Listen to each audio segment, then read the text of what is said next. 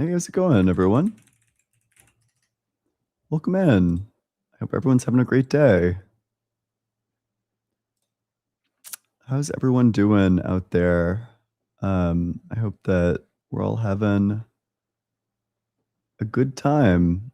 Um, One book that I discovered, I don't know if I'd say that I discovered it, but there's a book called On the Eternity of the World by a Greek philosopher named Proclus from 400 AD. And it's super, super cool. He just puts forward like 18 different arguments in favor of an eternal universe, and I really fuck with that. All the arguments, or at least like a lot of the arguments, are like really bad, but um, it's fun. I kind of like the medieval style of arguing where they say like kind of a bunch of gibberish, but it's fun. Like, I think it makes sense. What they're saying, like, makes sense if you don't think about it too hard or, um, especially, like I feel like that's, like, especially true of, like, the Aristotelian stuff. All the different models of, like or not they only have, like, one model of change, but all the stuff that they say about change and, like, chains of, like, per accident, per se, um, I think, like, a lot of the logic is taken to its conclusion, but I find often that the underlying premise isn't really challenged of like, okay, is this actually what change is? So on and so forth. Make sure you're double tapping on that screen, sharing with your friends, doing the good stuff. If you're in that guest request box, make sure that you're 18 or older. Make sure that you believe in the God of the Bible, the Torah, or the Quran.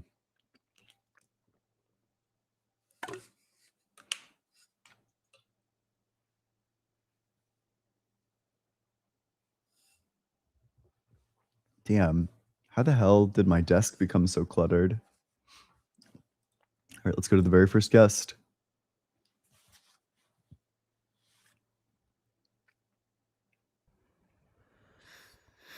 Hey, Hi, how you doing? hey, doing well. How old are you? Yeah, I'm 35. Yep, and what religion? Oh yeah, Christian. Okay. What makes you think God exists? Well, I just asked one day, and then I felt like a presence, um, but it was really, really real. Like I could feel it physically, like a physical touch. But then outside of my body as well, going from my body to the sky. I've never experienced anything like that before. Never had a hallucination. Never had anything weird. I'd literally just ask, "Does God exist?" Mhm. But with an open heart, I thought life didn't matter anymore, and I might as well ask. And it doesn't matter because I'm gonna, I could die because I don't care about life now. I might as well really, really ask, and it did happen. I just want you to like. Do you think that the Bible could have been Wait, corrupted, I'm so and sorry. then there's That's been Let's start with that first thing, so sure? do you think that the only way to find a belief in God or the only, like, justification for believing in God is with a personal experience? Do you think that there's, like, some other evidence? Um, that everybody else, sorry, a lot of other people have had a similar No, I understand that, experience. but You do know, you it's think like the a only di- way to arrive at the conclusion that God exists is by having a personal experience? no, probably not the only way. Is that, like, Um, the most convincing way? yeah, Then why I'd wouldn't say God give so. one to everyone? If what Well, God desires is for everyone to form a relationship with him, then something that's necessary in order to do that is to make sure that everybody knows that he exists. Whether they choose to form the relationship with him is completely a secondary question. But if what God wants is these relationships, well, then everyone needs to know that he exists in order to even have a fair shot of forming a relationship with him. So why wouldn't God give a relationship to everyone? well, then it's not. It's there's no choice. Then is there? You just There there's is no a faith. choice. The choice is whether or not you want to pursue a relationship with him now that you know he exists. Well, you would. you would want to because he's there and you felt that presence. So you've, I don't. If somebody comes to So did you, it take away your choice when God revealed his presence to you? yeah, how did I can't choose to ignore something that felt. Then God has no problem taking away people's choice. Yeah, because I asked, and with an open heart. Okay? Lots of people ask with an open heart and they don't get anything. No, like I feel like they think they are. Okay, well, that's Um, unfalsifiable. Go ahead and demonstrate that every single person who's ever asked and hasn't received has been asking with like a closed heart. How would you possibly demonstrate a claim like that? I just I can't I can't. It's like saying it just makes sense, doesn't it? Like, No? okay, I can't do that. Uh, yeah. Okay. Is there something else you wanted to talk about? Do you think the Bible could have been corrupted and there's good stuff in there, or and then people manage to get their own words in just for their own benefit? I have no idea. I don't take a stance on that. Yeah. Do you not think anybody spoke to God, or I don't think you God never might? exists, so like kind of So, trivially, I don't think anyone ever spoke to God. and if you had this experience, if you had an experience like I had tomorrow,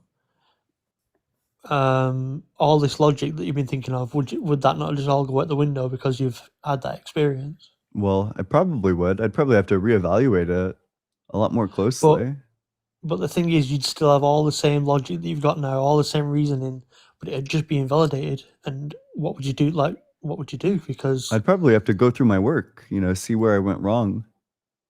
I'd probably start mm, reading like a lot of like theology books. and then you can't make sense of it because it's something that doesn't make sense. Why It's would I like want to hold a belief that doesn't make sense? If there's no way to because rationally it's form a logical. belief in God, then it seems like he should definitely be giving everyone a personal experience. Because it seems logical. Have you never had a logical, well, what you thought was a logical, rational belief when you were younger, and then you got older and your rationale improved, and your logic improved, Hmm. and you saw, but it's only from that viewpoint You that you just said could, that a belief in God doesn't make sense. to you and your logic, because your logic, your seems to really point to it. It doesn't.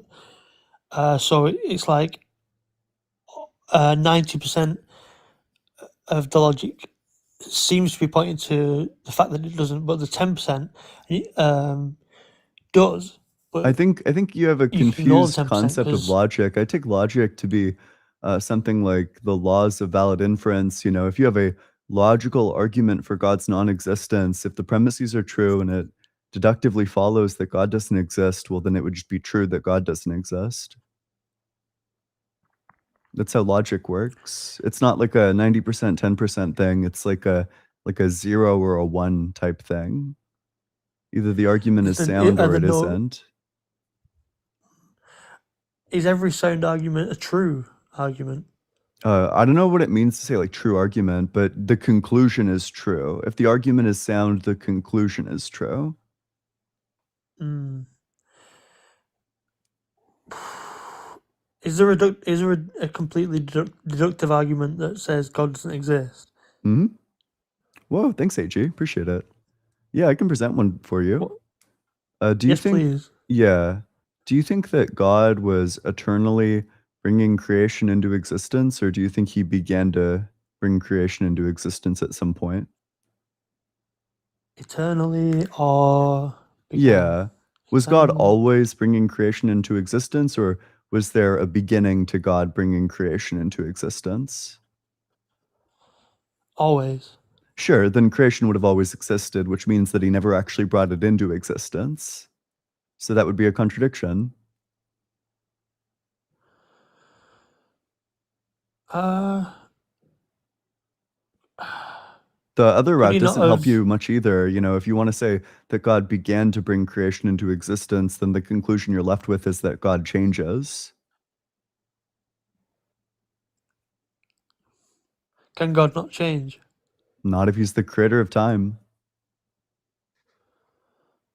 How does that follow? Yeah.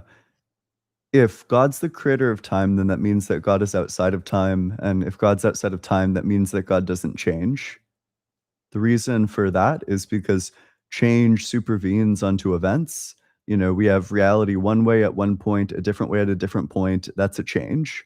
You know, those are events. These events are in time. So every change is going to happen within time, which means that if you're a timeless being, then you don't change. Can you be a timeless being and a time and in time No, it's a simultaneously? contradiction. Is there a name for this argument so I can look at it in my own I've heard it time? referred to as the Proclus dilemma. Proclus. Yeah, Proclus. You can read Ryan Mullins' The End of the Timeless God if you want to read about that argument. Proclus time. Yeah, I'll look into that and then I'll come back another day. Yep. All right. It was nice talking to you. Thank you. Yeah, it's nice talking to you too. Thanks so much for coming on up. Bye. Make sure you're double tapping on that screen, sharing it with your friends, doing all that good stuff. If you're in that guest request box, make sure that you're 18 or older. Make sure that you believe in the God of the Bible, the Torah, or the Quran. One sec. I'm going to take my shoes off.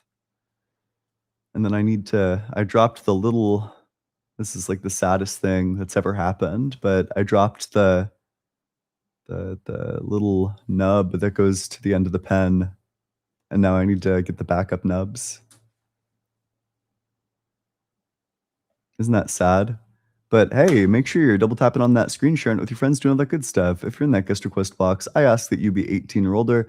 I ask that you believe in the God of the Bible, the Torah, or the Quran. Dark Tapier, thanks so much for the $2 from Canada. Oh, Canada. Rose Surfer, thanks so much through chat. Response to divine simplicity. I think divine simplicity is like quite an extreme doctrine. It leaves you with like a ton of extremely on face implausible conclusions. Like, for example, the conclusion that what it means to be all loving, that all loving is identical to eternal. You know, that this is just like the same thing. To be all loving is to be eternal. That just kind of sounds like gibberish to me. But okay, you know, maybe it's not.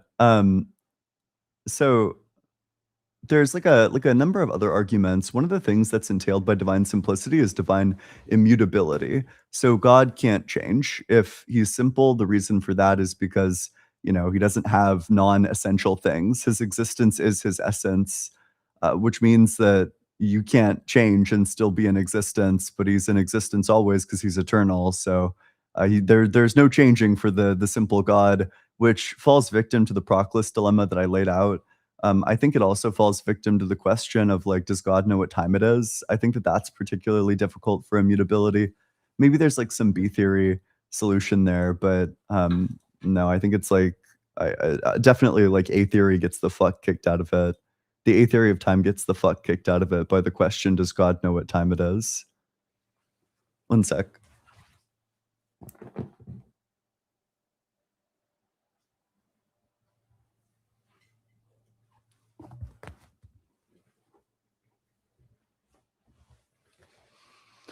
All right. Make sure you're double tapping on that screen, sharing it with your friends, doing all that good stuff. And with that, we'll go to the very next guest.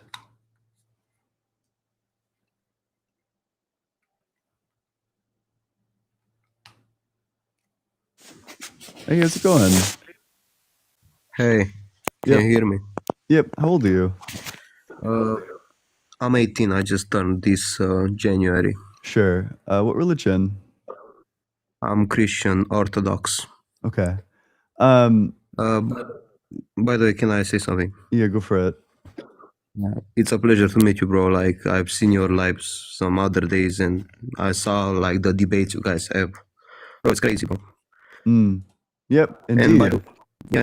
But yeah, say. Wait, let's do. Sure. Yeah, I guess go for it. And by the way, I'm Romanian, so sorry if I'm speaking English like a little broken. I don't know what can I say. That's okay. Your English is fine so far. Yeah. What makes you think God exists? Basically, how detailed the word is, like how much detail is in the word, like everything. I guess like Like that's really surprising because a lot of the detail doesn't seem very intentional. You know, there's like a lot of the things that you'll see. Fuck, you live in Romania, you've never been to Kansas before, but no, you know, no, if you ever step foot in Kansas, a lot of the details there look not very intentional. You know, it just kind of repeats over and over and over again. like what do you mean, bro? Like I don't exactly Uh, what get what it's like you a say. lot of like, gosh, it's like plains. Um, there's nothing interesting in the entire state, like But I'm like geographically. I'm talking about like everything, like physics, chemistry, like all that. Like, Mhm. isn't that what we're talking about? Oh, I thought you said like detailed. Okay. Sure. Why would Like I think that? the structure of the world, like how it's made and everything. Sure. I don't know why I would think that this couldn't come from some sort of like natural means. Like, I don't know why physics wouldn't reduce to something that's natural. Uh, Sorry, bro. I actually didn't understand what you said, bro. I'm sorry. It's okay. Yeah, things like physics and things like chemistry. Why would I think that those things come from God? Because of how like complex they are. Like, do we actually know the full chemistry? There is like 100% of chemistry. Nope, I don't think so. So yeah, it's just so much like detail and everything. Like, would you say somebody like that knows really like everything made it? No, I'm not sure why I would think that somebody made it. You know, I don't think the fact that there's a lot that we don't know means that God exists. I guess I just don't really see why that would follow. Honestly, bro, I can't debate that. I actually not. That's okay. Hey, well, I appreciate you coming on up here. Oh, Oh, fuck, wait, did I cut him too soon? If you wanted to talk more, you can come back up. I thought you were saying that you're done. Feel free to request to join. I heard like the sad, like going off the stage noise. Hey, how's it going? yeah, I wanted to talk about you because I saw some other live ago. I saw you debate about if God can lift a rock. What do you think? That's uh, I don't know. I think I saw it somewhere. Isn't it like beyond our understanding of logic? Well, Like, probably the answer that you as a Christian want to give. You either want to say that he can make the rock, but he can't lift it, or that he can lift the rock, which means that he could never make it. I don't think you want to say that he can both make the rock that's so heavy that he can't lift it, and then he can lift the rock that's so heavy that he can't lift it. You probably don't want to say that because that's a logical contradiction. but couldn't he just like make a rock that he couldn't lift and then he could just lift it? That would be a contradiction. He both could and couldn't lift the rock in that circumstance. But what if he can like what if isn't it logical to believe that someone who's all powerful can go beyond our understanding? No, because it violates a law of logic. It's not that we don't know how he does it, it's that we know that contradictions are false. When God is able to lift the rock, that means that he's not able to lift the rock. And when he's not able to lift the rock, that means that he's, you know, not able to lift the rock. So he Yeah. can't be both able to lift the Hmm. rock, but not able to lift the rock. I mean, can he lift the rock at that point? It seems like both yes and no. I think I got what you said. Yeah. Okay, okay, yeah, that's basically it. Thank you, bro. Yep. Hey, thanks so much for coming on up. Yeah. Make sure you're double tapping on that screen, sharing it with your friends, and all that good stuff. If you're in that guest request box, make sure that you're 18 or older. Make sure that you believe in the God of the Bible, the Torah, or the Quran. I also ask that you have some sort of reason to think that God exists as we go to the very next guest. You know, if you want to get started with philosophy, but you don't really know where to start, you should consider joining the book club. We're reading Michael Humer's Knowledge, Reality, and Value in the book club. This upcoming season, this upcoming chapter is about utilitarianism. Um, So it's chapter 14. You don't need to have read any of the previous chapters. And with that, we'll go to the very next guest.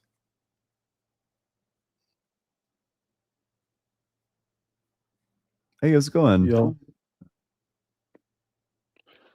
Good. Yep. How old are you? 19. And what religion? I'm a follower of Jesus. Okay, what makes you think God exists? I just want to say, like, first of all, you're a low tier, Mm, and good start. yeah, God exists is just completely obvious, and Mm, you I'm the people low just tier. deny It's it. just obvious, dude. You're so low tier. It's just obvious, bro. Listen, man, if I'm low tier, then you're so low tier that you're not even on the tier list. This is like a really bad start. First of all, the prompt is God isn't real. Hmm. So, what's the argument Yeah. for God not being real? Yeah, either God was always creating or not always creating. If God was always creating, then creation always existed, which means he never actually created it. So that's a contradiction. If God was not always creating, then he changes from not creating to creating. But that means that he's not outside of time, so he didn't create time. So which part of that would you reject? Do you know that? Do you know about the argument that? I mean, sorry, not the argument. Do you know that time could be emergent in our universe? What do you mean? So you don't know that time could be an emergent So thing, if what you're saying is even with that time's our existence universe. depends on the existence of our universe, then that just makes the problem like way worse. No. I'm saying that the universe came about, and yeah, time is emergent. Yeah, that would be a big problem. In fact, a It's direct a possibility. contradiction. It's not a possibility. Insofar as coming about would be a change. It would go from not existing and then it would change to existing. So No, you're a low tier. I can't whoa, argue with let's this. just calm down there. No need to get I can't. upset. So do you think I God can't was argue. always creating or not always creating? I can't argue. You're a low tier. You're a low tier, buddy. Yeah. Wow, If scathing. It was scathing the first two times, and it's just as scathing right now, hasn't lost even an ounce of its effectiveness. Do you want to answer the question? actually, I'm gonna pivot. Like, imagine you're in a desert, Wait, right? sorry. I'm actually not gonna let you do that. Just answer the question. Do you think that God was always creating, or do you think he was not always creating? Why is that? Why is that a dichotomy that you choose? Why does it have to It's be the law of always excluded or middle, not big always? dog. Either he was or he wasn't. He wasn't. God was not always creating, so he began creating. Sure. What's the contradiction? Yeah, that means that God changes. Sure. What's the contradiction? Yeah, that means that God isn't the creator of events. Because in order to change, you would need to exist at two different events. So, and if he's not the creator of events, then he's not the creator of time either. So does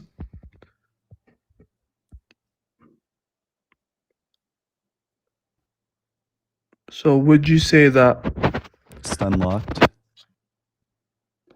I'm thinking of a good question to ask? Give me a sec. Yeah, maybe call me a low tier again. That's never forget old reliable. So you know how all electrons are identical, correct? Sir, I Yeah. just don't know why you're pivoting right now. So would you agree that All God's not the electrons are- creator of time, or? All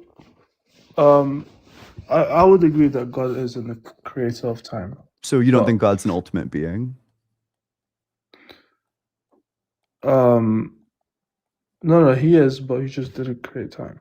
An ultimate being is the thing that is the cause of everything other than itself and the grounding of everything other than itself. So if God Okay, did not wait. cause time, then he's not the cause of everything other than himself. If you were in the desert and Mhm. you saw a watch, Double and you you picked pivot. up the Do you think watch. I'm gonna let you pivot? Is do you God think the ultimate, yes watch- or no? when I go outside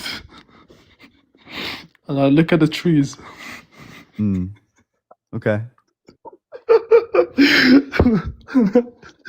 You having like a nervous breakdown? sorry. When I look at the trees, Hmm. right? There's no way that these trees just came about by chance. This is like the Discord debater equivalent of like blowing your own brains out. You know, it's like the pivot to like pretending like you're trolling. Listen, buddy, you went to San Diego University. Shut up. That's not even the correct name of the university. You have like 30 IQ points. San I have Diego a way University. high IQ than you. Also, sounds like we have like a super fan here. I have a way high. Stop saying you're a mathematician. Also, I don't you did claim to be a computer science, mathematician. I have a buddy. math degree. No, you and computer science. Yes. Half a math degree. You probably did applied, buddy. Know I your did do place. applied, yeah. Of Yeah, course. you didn't do any pure stuff. You're not a mathematician, buddy. I did some pure stuff. And I don't claim to be a mathematician Some either. pure stuff.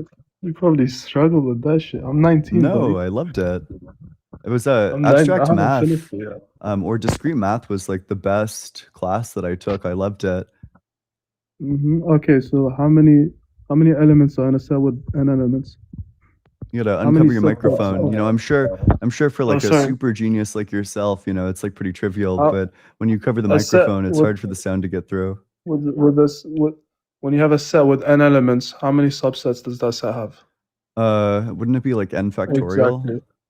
Yeah, you're an idiot. Jesus Christ. You love discrete maths, so you don't know the first thing about discrete maths. Okay, so let me educate you for a sec. If A we subset have a is 2 set to an n. with n elements, how many 2 to an n, buddy. subsets Know would your there place, be? buddy. You don't know the first thing about discrete maths. I'm not even religious, by the way. I'm just Oh bored. yeah, sure. To the Yeah, end. you're an idiot. Yeah, exactly. You can even work it out after I asked the question. Yeah, you're an idiot. Sure. Don't say you do maths, okay? That's all I came I out have to a say, by math the way. I'm degree. not That's even true, by religious. the way. Don't say you do maths. I love discrete math. Whoa, I You really don't got know the under your first thing skin with about the God discrete maths. argument, right? Like you Know got your put on place, the blender buddy. with the. Oof, sorry. Yeah, You now you're a should you should know your psychologist. place. You know, No, quizzing I'm people just on stuff bored. they I'm learned just like bored. 5 years ago. I just go to different lives and I say the opposite thing from what the prompt says. Based. I don't give a fuck. Based. Yeah, know your place. Don't say you're a mathematician ever I again. never claimed to be a mathematician. I don't know if Ever. you're aware of that. And then you said, I've never I claimed love that. pure math. You're a bit Discrete math is my confused. favorite. You don't know the Ask me a first question thing about that discrete you learn. math. I just did, and you got it wrong. Oof, that's And more you like couldn't a even number theory deduce what the question. right answer would or like be. a set theory question. You had to chat GPT it. No, I didn't. I just Oh, Googled you searched it. it out. Yeah. All right, sure. Wait, can I ask you a question? The distinction matters. Wait, what's a disjunctive syllogism? I don't know. I don't do philosophy. Fucking brutal. Okay. Okay, and You should learn the first thing about logic. Philosophy is so useless. That's logic. That's a discrete math question. All I need is first. Okay, but I didn't take discrete math. I grant that. All right, see Yeah, ya, bud. All right, make sure you're double tapping on that screen, sharing it with your friends, doing all that good stuff. If you're in that guest request box, make sure that you're 18 or older. Make sure that you believe in the God of the Bible, the Torah, or the Quran. With that, we'll go to the very next guest.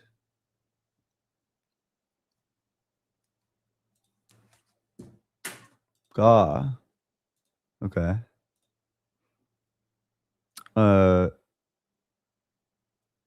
Tyler.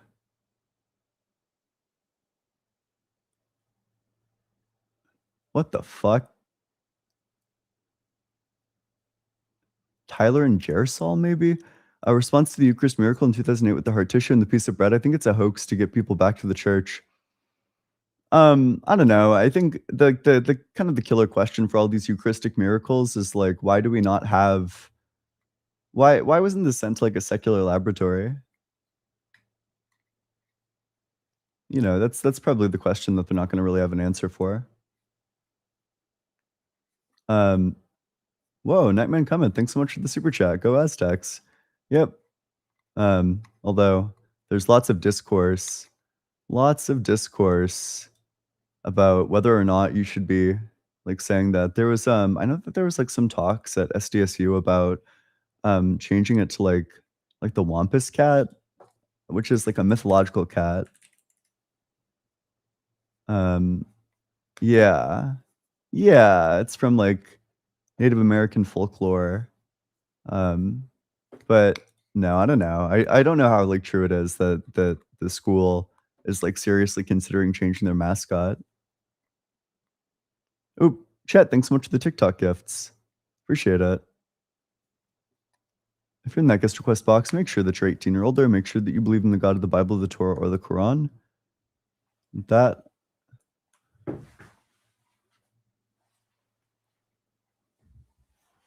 let's go to the very next guest.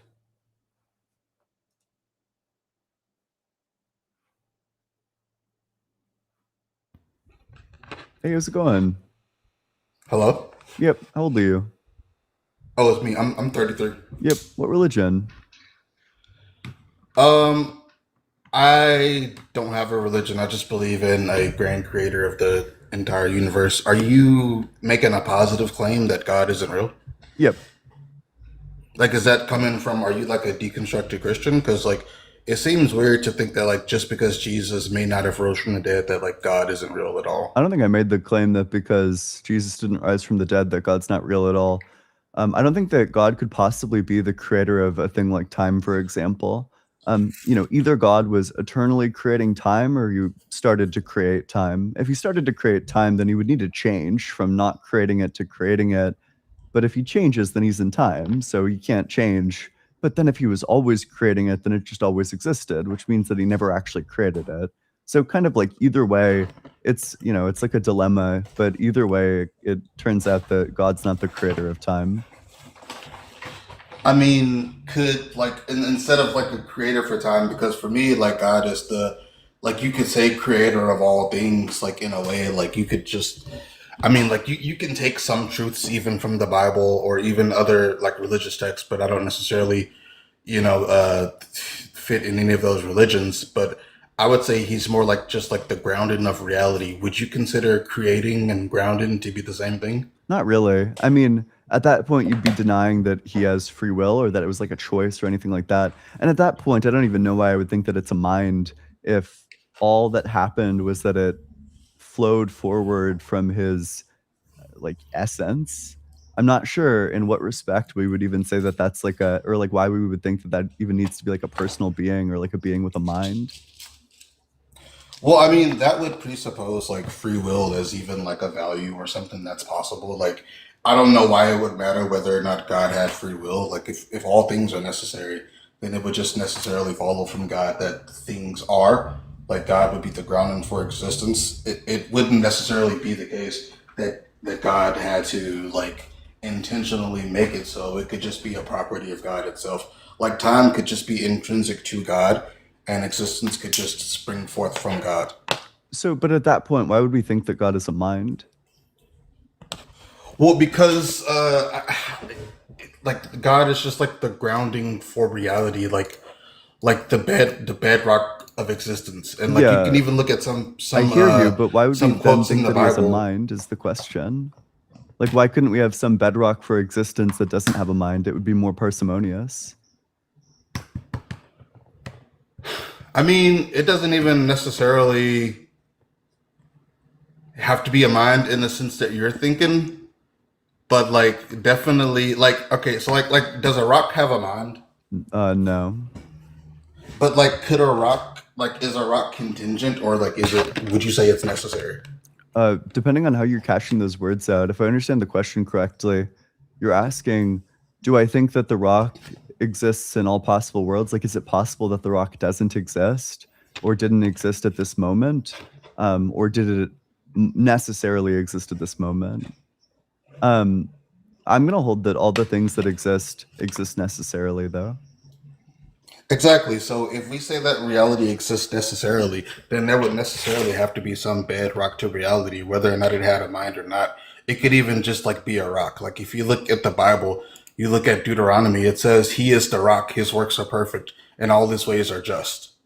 Like So, God could literally be a rock. yeah, so the problem is that at that point, you haven't differentiated a view like God's existence from a view like, I don't know, metaphysical foundationalism.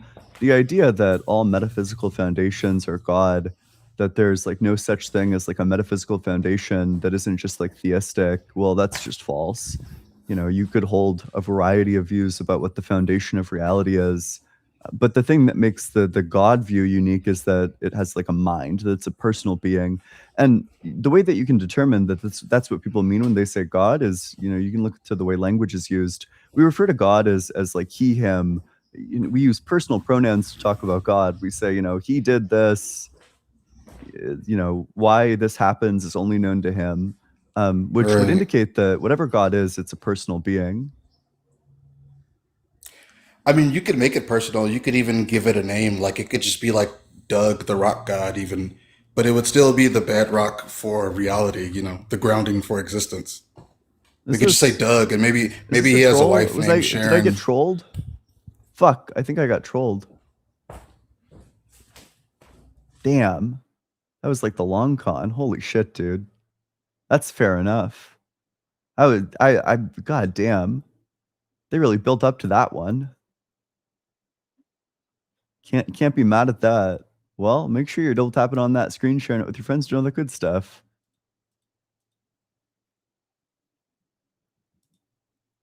Goated. Ooh. Slow TDI, thanks so much for the super chat. Doug is God confirmed. It seems like it.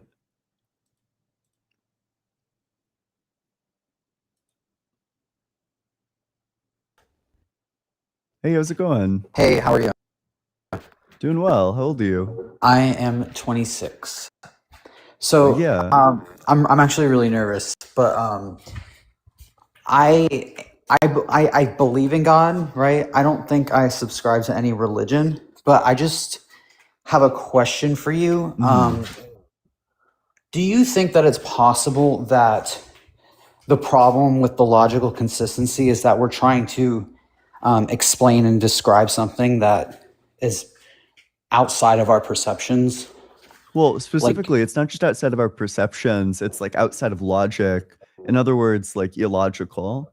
So if what it boils down to is that there are successful arguments against the existence of God, that God's existence is a logical contradiction, well, at that point, I mean, a belief in God is necessarily illogical. And if Well, somebody wants to hold an illogical belief, I can't stop them. I'm not their dad. But I'm for sure not going to do that, and I don't think people should do that. I don't think so either, but doesn't it also depend on how you define God? Yeah, I mean, the conception that I'm claiming doesn't exist is like a mind that created the universe, like some sort of like personal ultimate foundation to the universe. Yeah, I do think people tend to like kind of anthropomorphize God, right? Because it's like they want it to be, they kind of project the human experience onto like this deity, right? I feel like it's because they probably feel like it's a way that they can feel most related to it. Maybe, if that makes sense. but I don't really care about like their psychological states. It just seems like an empirical fact that what people mean when they talk about God is like some sort of like personal ultimate foundation. But okay, is Okay. there anything else you wanted to talk about?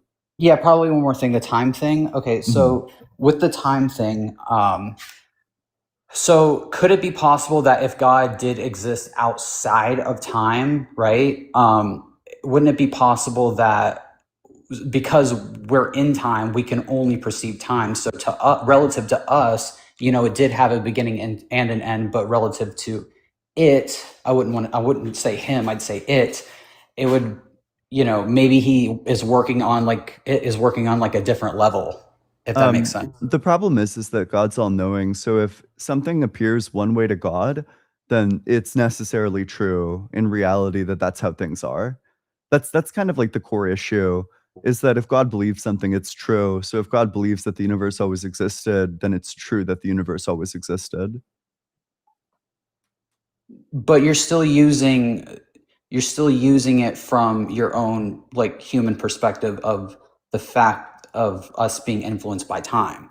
I'm Like not it's sure almost how. like you can't it's almost like you can't speak in a way it's almost ineffable because you can't speak outside of there being time. I'm not because we're in sure time. what time word I used in the statement that I just made. I'm not sure why saying from God's perspective, if God believes something, then it's true. And you're telling me that maybe from God's perspective, it appeared that the universe always existed.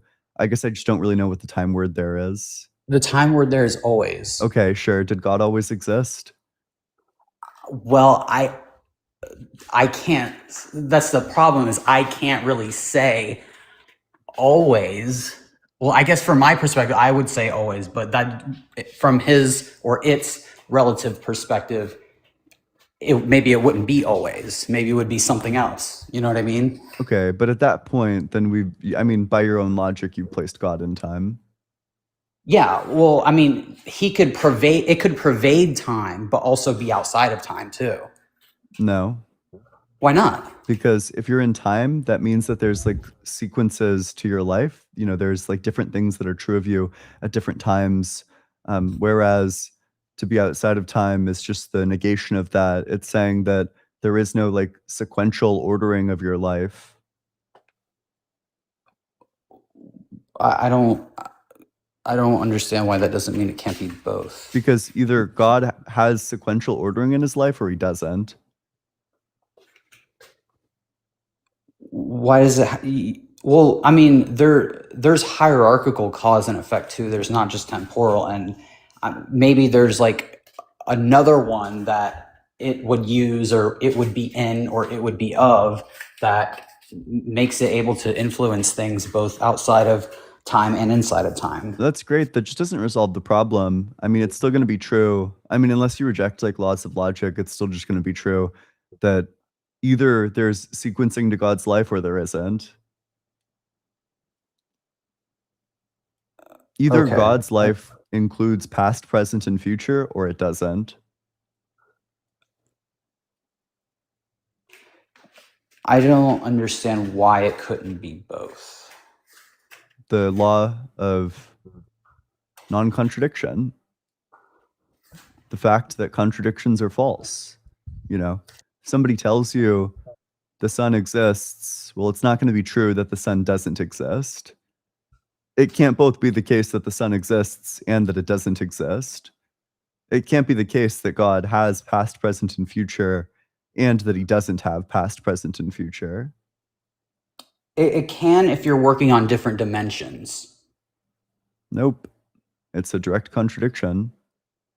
I wish I had an example in my head, because I know that. All right. I don't know. Maybe another time. I watch these a lot. I appreciate what you do. Hey, thanks so much for coming on up. Thank- Gang, I fucked up. I did it again, dude. Somebody needs to stop me. And I'm fucking out of the little tips now. Fuck.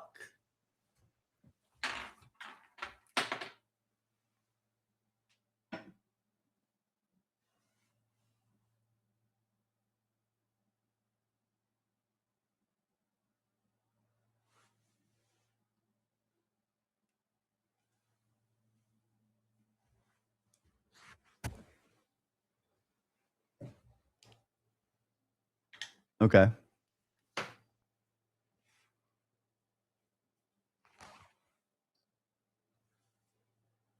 Yep, make sure you're double tapping on that screen, sharing it with your friends, doing all that good stuff. If you're in that guest request box, make sure that you're 18 or older. Make sure that you believe in the God of the Bible, the Torah, or the Quran. I also ask that you have some sort of reason to think that God exists. With that, we will go to the very next guest. Oop, the very next guest. Hey, how's it going? How's it going? Good. How you doing? Doing well. How old are you? I'm 25. Yep, and what religion? Christianity. Okay, what makes you think God exists? I believe that phenomenological motion and nomological harmony is probably best suited and explained under the belief that there's a perfect being theism. Okay, do you want to elaborate on that?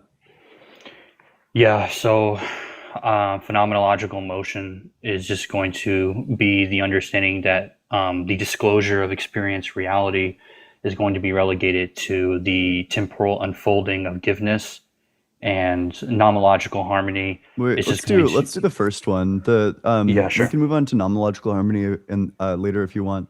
So phenomenological motion, I'm not sure I understand the data that you're looking at, like experiential, something about like experience and time. I mean, I can give you what the argument I have to propose, and then I Yeah, can go go for over it. defining terms. Sure. It's like 9 premises, so bear with me. Sure. Premise 1, all experience reality is disclosed through phenomenological motion. Well, Premise experienced 2, reality is disclosed through phenomenological motion. And can I get a definition really quick? Yeah, so I guess we can define motion. So motion is just going to be the necessary transition from horizontal interdeterminacy to determinate giveness within intentional fields, which would be what I relegate Are you doing unfolding this of giveness. intentionally? Like when I ask you for like clarification, you throw in like a ton of words that would also need to be clarified. Yeah, sure. That's how typical discourse goes. It's I not. suppose. It's not. No, I don't think so. But okay. Well, I do have a question. So when So- we discuss God, you understand God is going to be a higher metaphysical, philosophical inquiry, correct? And by higher, do you mean like by It's along going- which dimension? No, higher metaphysical philosophical inquiry. I'm speaking as in terms of like academia or knowledge of yeah. specific concepts. Yeah, I've read quite a bit of like Phil of Religion, and they don't talk like this.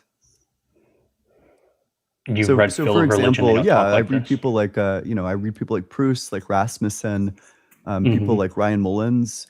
They don't talk like this. Okay, and that's a problem. Why? I'm not saying that it's a problem. I'm just saying that, if your debate strategy relies on like obfuscation, then we're just going to go very slowly. It's not an obfuscation if I said that I was willing to define terms. Okay, so your definition for phenomenal motion specifically included a metaphor in it. It includes like the metaphor of like going from like horizontal, which is a spatial dimension, and I don't know, like is the horizontal there supposed to be referring to like time? No. Horizontal refers to what in like continental philosophy and phenomenology, horizon, which is going to be like a background framework of meaning that makes any intentional act possible. Yeah, I don't know what I don't know what any of this means. Are you familiar with phenomenology, specifically that of like Husserlian philosophy, Heidegger, Ponty? Nope. No? Okay. No, I only read analytic. So if you want to use a term, that's fine. You just need to give like a clear definition of it. Okay. Do you need me to restate what horizon means? Let's go through maybe what I could do. I'll just go through and like type out word for word. Let's get the notepad up. Okay, so we have our definitions. So your first premise was what? And then we'll get the definition for phenomenal movement. Yeah, all experienced reality is disclosed through phenomenological motion.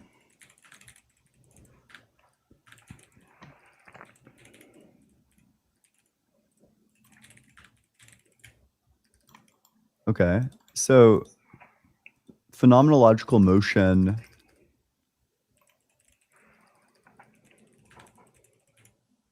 means what?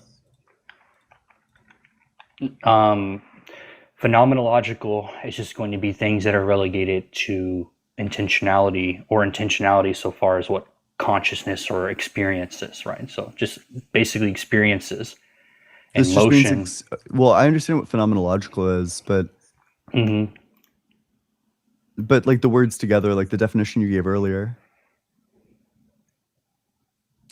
The definition I gave earlier? Yeah. Well, when I was explaining motion, I was just saying the necessary transition from horizontal indeterminacy to determinate giveness within an intentional field. To horizontal Indeterminacy. To what? To determinate giveness To determinate giveness within an intentional field. within an intentional field. Okay, I don't know what this means. I mean, I can try to explain it. Please. So basically, horizontal indeterminacy to determinate giveness, it can be cashed out from the understanding of what unfolding of giveness is. Which is specific. So, okay, you're defining specifically transition to horizontal? Transition from horizontal indeterminacy to determinativeness within an intentional field can just be relegated to Oh, sure. Did I like mistype temporal. this? So I have necessary transition to horizontal indeterminacy. Is it from horizontal indeterminacy? Yeah. Okay.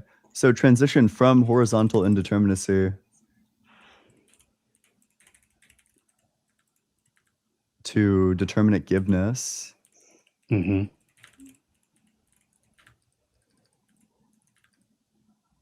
Okay. What do you're claiming this means what?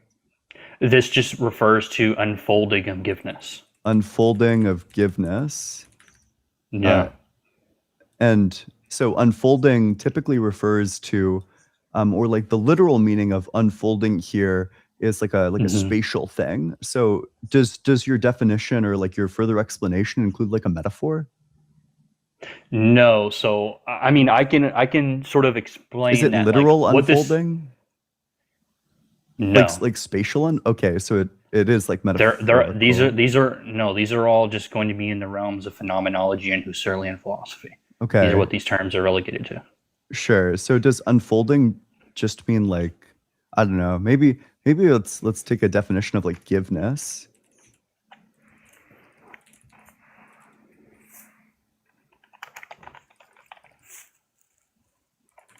What does giveness mean? How something appears or is disclosed in experience, not a thing in of itself. Okay, how something appears in experience. Sure. So when you say the transition from horizontal indeterminacy to determinate giveness, you're just saying like new experiences coming into experiences, or like you just Repeat that again? experience, is this just saying like you experience new things? It's just saying that this is like how something is disclosed based on what you're experiencing. So it's like how a thing may appear to you, but it's not. Okay, how does a that thing differ in from what I itself. said? I mean, it may not. I don't know. Okay. If that's what you said, that's fine. Okay, sure. So your first premise is just saying that all experienced reality comes about through new experiences? No, I mean, what this is referring to is just saying there's a bunch of stages to seeing something and experiencing something, right? So like you can see a mug, and even if you see like one side of a mug, there's still implications based on things that are not given yet within Okay. your experiences as well. And then Sure, I'll take Yeah. the supporting argument for this one.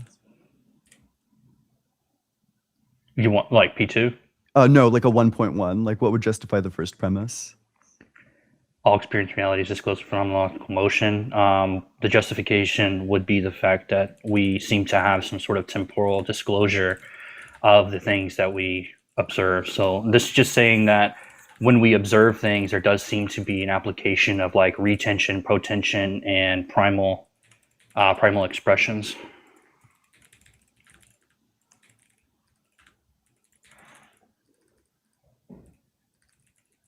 Okay, what would 1.2 be? 1.2. Are you asking me to hold on? Are you asking me to give an argument Yes. for the justification? Yep. That's, all experience reality disclosed, and this would just be relegated to the temporal unfolding. Unfolding is just going to be how we see experience. So then I guess like I don't know. I don't really have like a syllogism that's like prepped for explaining P1. Okay. Do you or, like, do you have a even, like, disagree? Do you disagree with P1? This is typically where we I'm have justifications. unconvinced by P1. You're unconvinced that reality is disclosed through any temporal means. Through phenomenological motion is what I'm unconvinced So of. you're is this an unconvincing in the terms of like an appeal to incredulity, like you don't understand No, it, this is therefore like you're I'm unconvinced? not going to accept this premise without further justification. I'm agnostic to it. Okay, and the justifications along the lines are, what are you like? Is it based on unfamiliarity with the terms? Is it based off of there's a specific aspect of this in which you don't I just feel want to is see going to how be this is applicable? motivated. How it's motivated? I would just Yeah. say this would be like justifiable through some form of coherency. It seems that our beliefs are interconnected in the sense that whenever we experience things and they're disclosed to us, we seem to have applications of, again, the protension, retention, and primal expressions of things. So Like again, like when you see a mug, you can only see a specific aspect of the mug, but there's obviously going to be implications based off of like those three things that I gave: the protension, retention, and primal expression. So your like 1.2 here would be what? My 1.2 there. Yeah. Oh, okay. Wait. What did Like, you write down? do you think that the argument that you're giving, like in justification of the first premise, is valid?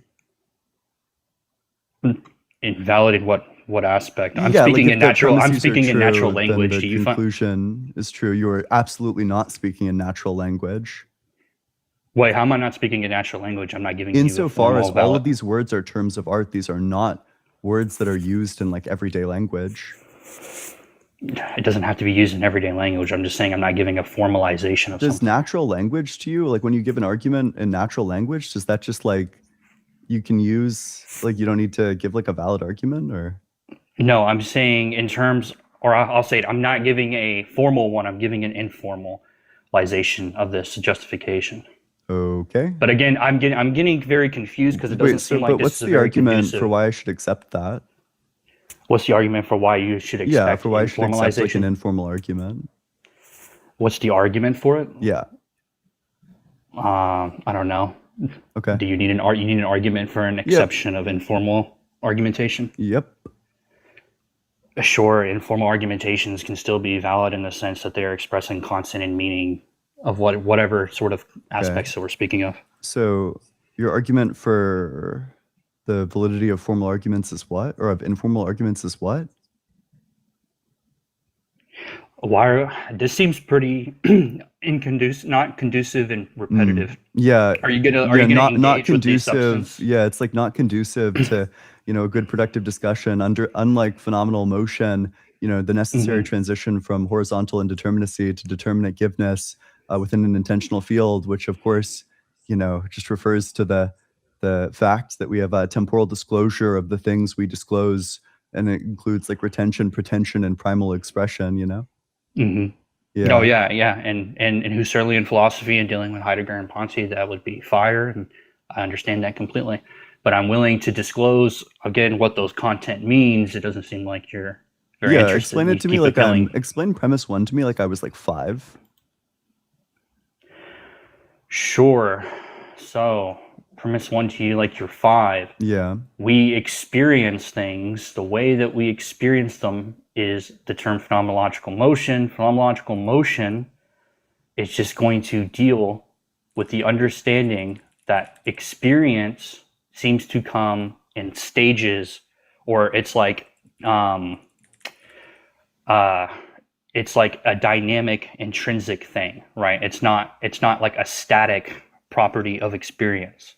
Okay, is premise 1 just saying that we experience things, and the way that we go about experiencing things is that it happens in stages and that it's like dynamic? Yep. Okay. Like sure. you can say like, for example, Edmund Husserl would say like the things I talked about with protension, retention, you could easily just refer to it as like coming into present, being present, and passing away.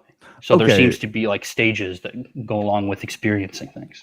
Sure. So then for the first one, are you claiming that this coming into being and this like going out of being is like a genuine real thing? Or are you claiming that that's what we experience? That's what we experience via all experienced reality. Via all experienced reality. I don't know if I would say that that's true of all experienced reality. That there's like an innate, like, I don't know, if you're claiming that this is like universally true, I'd probably need an argument for it.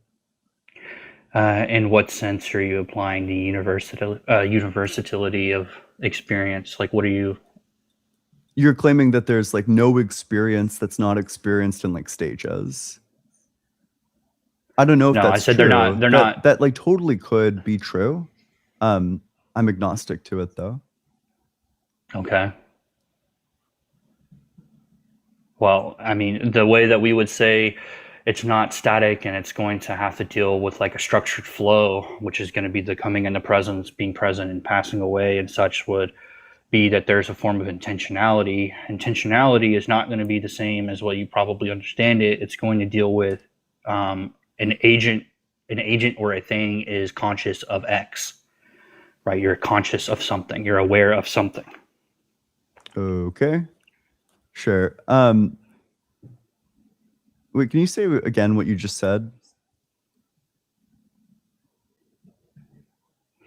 Yeah, sure. If we're talking about intentionality, this is going to be that an agent or a thing is going to be conscious or aware of X. That's what intentionality is. Okay. I mean, sure, that's fine. I can work with those semantics. That's what you mean by phenomenal. And then in terms of motion, are you just saying that there's like a past, present, and future to the experience? I would say it's like a clear, like it does have a horizontal indeterminacy in the sense that there's like open stages. And again, that, like when I explained the mug was to explain that we can have intentionality so far as we're experiencing specific things, but we have implications that aren't given. And implications would be like there could be expectations of like what other size of the mug may look like. You might have expectations of like, I don't know, maybe there's a design on the other side of the mug that says like greatest boss in the world, right? And we would fall into a retention, which we would go back to other experiences within reality to sort of formalize and try to fill in that gap. Wait, okay, so the openness that you're describing, is this present within the experience itself, or is it something like external to the experience? It's present within the experience. Experience also works within retention, so you do call back other forms of like past intentionality. Okay, sure. So can you give me, maybe that's what you just gave me, but can you give me an example of like an openness in our experience, just to make sure that I'm tracking? An openness in your experience, sure. Like I can give you another one if I'm rolling a ball, but you're not fully aware of like what other disclosed aspects of the ball might happen, like across the floor. It could be in past experience. There could be a slight slant in the floor. It's uneven, unbalanced, and so you could expect, based on those past experiences, that the ball could slant left, and then maybe the room that gives you that sort of coherency for that would be the room is imbalanced in some way. And so there's like an implication, but it's not something that's given at the immediate like sense of your phenomenon. Sure. So there's like a present experience with like the things that are present within like our phenomenal experience, and then there's like open possibilities that we also experience. You could think of it in a way like that, yeah. And then we would say that would be like the openness, because that is more so explaining like the horizontal indeterminacy, which you can just say it's like a type of open. Wait, what's the experience of like the ball could curve in like one direction or the other? Is that just like an experience of like expectation? You could say so, yeah. It would just be like open possibilities based on retentional phenomenology. So just like there's past experiences or knowledge based on other experiences, in which you could have like an implication of some sort of event occurring, but it hasn't been given to you directly within the primal expression. Okay. Which primal just means like present, like the present thing you had. Okay, so then I suppose like to take a second pass at the first premise, all experienced reality is disclosed through phenomenal motion. This is just saying that all experienced reality is experienced in like a present moment, and then there's like possibilities for what's going to happen in the future, basically. In a sense. That seems like tentatively fine, although if I think of like a counterexample to this, I'll let you know. Okay. And then did you want me to explain like motion in that sense, where it's like if there's like an openness, motion would be like sort of like a filling, like you would say the possibilities get like filled in, the openness becomes more disclosed. Is this something like I want to say like Whitehead's model of like, like you have like the present, and then the present is where the virtual becomes the actual? Not that I'm aware of. I'm dealing specifically with Edmund Husserl and like Heidegger's position of experience. Okay. That's fine. I think I understand motion. Sure. What's the next one? Oh, no, well, I guess motion. Yeah, motion in a sense would be what? Well, actually, hold on. Were you saying you understand motion from that explanation, I or think so. the horizontal? Okay, because I was I going to think say you're if I just was saying gonna, like motion is like phenomenological motion is that you're just saying like experience is like the actualization of like future possibilities. yeah, in a sense, yeah. Sure. You could say like there's expectations and then there's like an actual thing that occurs. But I think the intentional field is a little bit like you could say the intentional field would be a guided unfolding. So you could say that these things aren't like random. I don't know if that really changes any of the clarifications, but I know that could be like I guess a problem if someone knew about like phenomenological motion and they I don't something different, think that but- really changes anything for me, but sure. What's the next argument? Or I guess like what's the P2. next premise? Yeah, P2 would just be phenomenological motion presupposes intentional structure. Motion presupposes intentional structure. And what's an intentional structure? An intentional structure, kind of like consciousness would be directed towards something and then would like organize how that thing appears, like whether it's a thing or like an event that occurs. Okay. How would you explain the fact that you can have like an anxiety that's about nothing in particular? Have an anxiety about something in particular. Wait, how is that You can have you can have like a move to feeling an anxiety, but the anxiety isn't like about anything. It's about like nothing in particular. what are we denoting anxiety here specifically? Are you Just saying like the anxiety? phenomenological feeling of anxiety? Like, I don't know. I'm not sure how to give you like a definition of like a phenomenological state.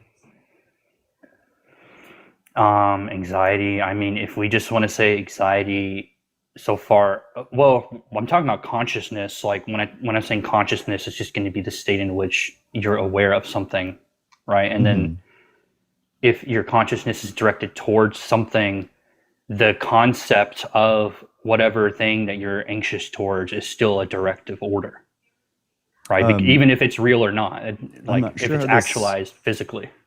Okay, wait. So, can you get that answer one more time? I'm not sure if that answers the question.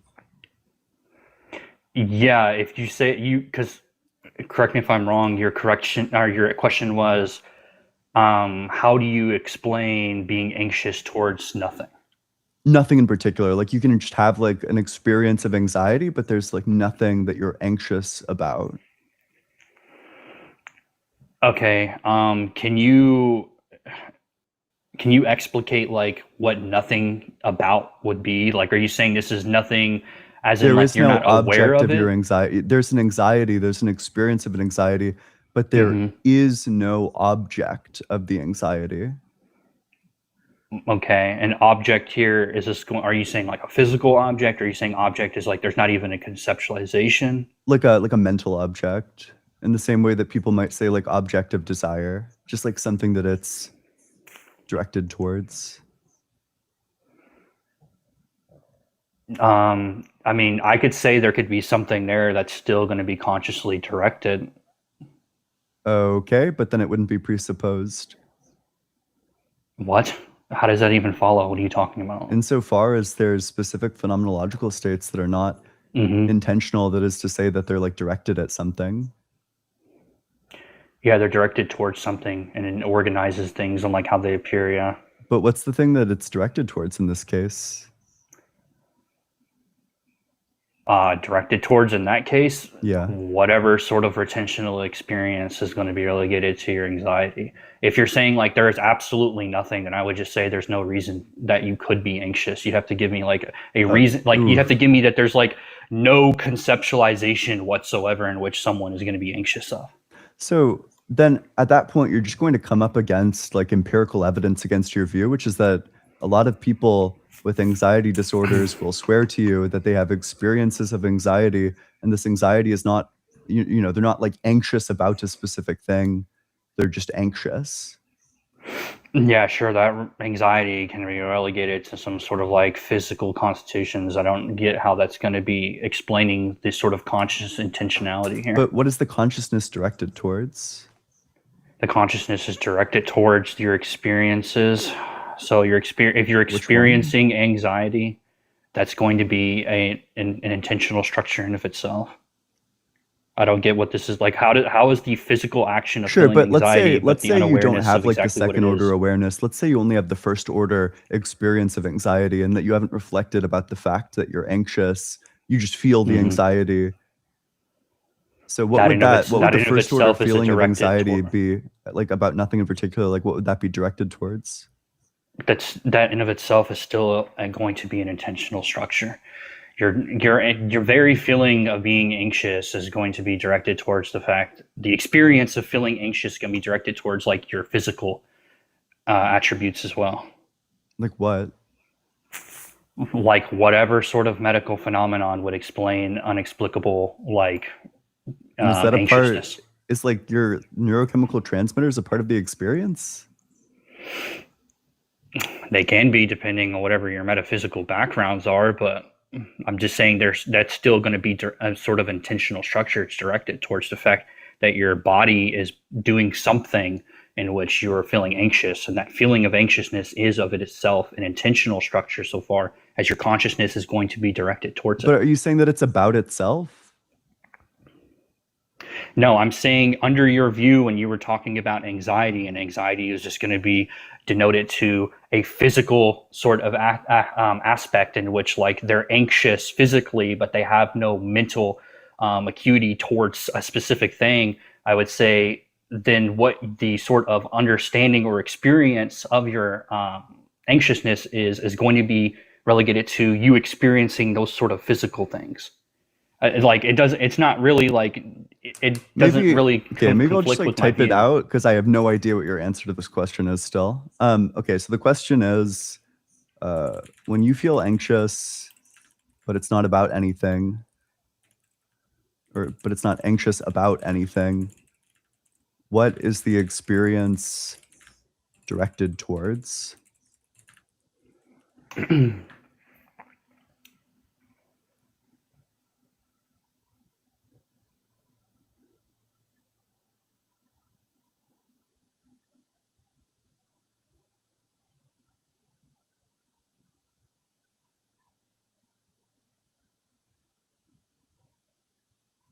Hello?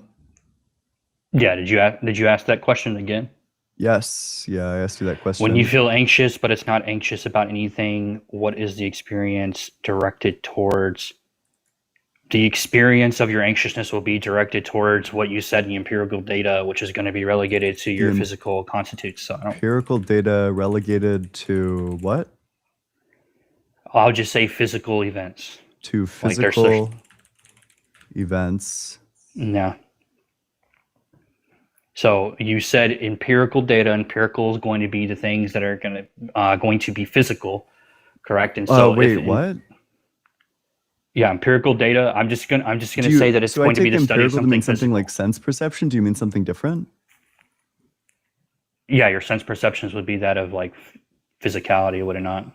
I mean, depends on your view, but sure, just like sense perception. Okay, your sense perceptions would be denoted to your physical aspects, right? Your biological coordinations. So wait, but what's the empirical thing that's happening there? The empirical thing that's happening there would be like whatever. If you have like if you feel anxious about nothing in particular, what is the empirical thing that's happening there? The empirical thing that's happening there. Yeah. You're the one who supposed there's some sort of empirical data. This word came out of your mouth first. Wait, I'll play the replay for you. Wait, hold on. Oh, empirical boy. came out of my. You want to hear your own words? You said this before I did. You know, to be clear. No, I never mentioned empirical data. Maybe I totally could have misheard. In which case, you know, my bad. But let's see, because I'm pretty sure. Yeah. I would like if we could kind of track the sorry, conversation we had. Wait, sorry. Let's just listen to the replay. Experience of your anxiousness will be directed towards what you said in the empirical data, which is going to be relegated. Oh, there it is. Oh, okay, cool. Did you not hear what I said you said? Because that's what Wait, you yeah, claimed. let's back up a bit. We'll back up to 3 minutes. Whatever sort of medical phenomenon would explain unexplicable, like, Is that a anxiousness. part? Is like your neurochemical transmitters a part of the experience? They can be, depending on whatever your metaphysical backgrounds are, but I'm just saying that's still going to be a sort of intentional structure. It's directed towards the fact that your body is doing something in which you're feeling anxious, and that feeling of anxiousness is of it itself an intentional structure so far as your consciousness is going to be directed towards it. But are you saying that it's about itself? No, I'm saying under your view, when you were talking about anxiety, and anxiety is just going to be denoted to a physical sort of aspect in which, like, they're anxious physically, but they have no mental acuity towards a specific thing. I would say then what the sort of understanding or experience of your anxiousness is going to be relegated to you experiencing those sort of physical things. Like, it doesn't. It's not really like it doesn't really. Okay, maybe I'll just like type it out because I have no idea what your answer to this question is still. Okay, so the question is, when you feel anxious, but it's not about anything, but it's not anxious about anything, what is the experience directed towards?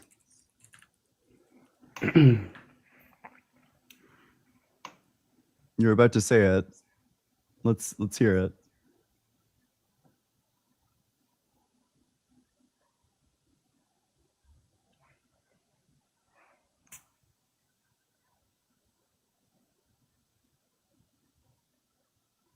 Hello? Yeah, did you ask that question again? Yes. Yeah, I asked you that question. When you feel anxious, but it's not anxious about anything, what is the experience directed towards? The experience of your anxiousness will be directed towards what you said in the empirical data, which is going to be relevant. Yep, there it is. So you did say it first. No. Hold on. Did you Guys, not? Don't trust your phenomenal experience. No, don't trust the fact don't, that we just. Don't worry. I have the whole debate How much of the recorded replay would too. you like to I don't watch?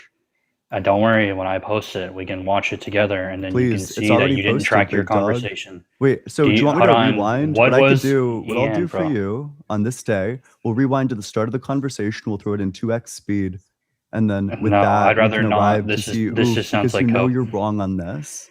No, because I don't feel like dealing that with claim this. is incorrect, and I'm is sorry that claim is incorrect. That's there not was no incorrect. reason for you to get egotistical with I don't know this, why but you're you being decided petulant right now. Whoa, I don't know what you're trying to like project, right? As soon as I pulled the replay up, you started like you pulled. I don't know. The You got like upset. You got to pouty. I'm sorry, dude. Like I'm sorry that the replay just proves you wrong. The replay proves me. Can you just acknowledge that you're wrong about this, or do we need to watch even more of the replay? I don't acknowledge. Where did I say empirical data? Wait, do you want me to? How about we do the replay, and then when I say the words empirical data, you shout something, and then I don't I'll feel like pause. listening to a 15-minute wrong, conversation. Dude. If you were wrong about it, just say you were wrong. Ian, let me ask you a question. Were you wrong or were you not wrong? Which one? You pressing this hard lets me know that you know that you're incorrect. So you were literally the one that pressed this point. You insisted that these words didn't come out of your mouth, that they came out of my mouth. Can I ask you a question? And because of that, I'm going to stick with this point. Were you wrong when you said this, or were you not wrong? Where did the point about wrong with when you said feeling this, or were you not of being wrong? anxious about nothing? Were you wrong when you said this, or were you not wrong? Which one? No.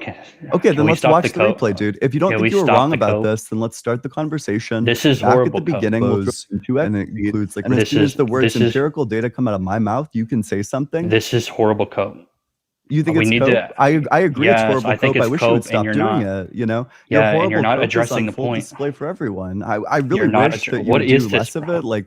Okay, I'm very sorry that the debate didn't go well for you, but you were the first person to make claims it didn't about go well empirical because data. it wasn't conducive. You didn't follow any of my arguments. You literally said that I was the first one to make claims about empirical data. Then we watched the replay, and that's just yes, false. that's the whole point of the anxiety thing. Unfortunately. Dude, where do you think the anxiety issue came from? That was something that was proposed by Did I you say and we had to empirical address. data? Yes, you said there was empirical data that was going to prove that my view on how consciousness directed towards something was going to be Wait, faulty so when the it comes empirical to data of feeling people anxious. experiencing, like the empirical data, like studies about people experiencing generalized anxiety disorder, you're telling me that that's a part of my experience? Like a study is a part of my experience?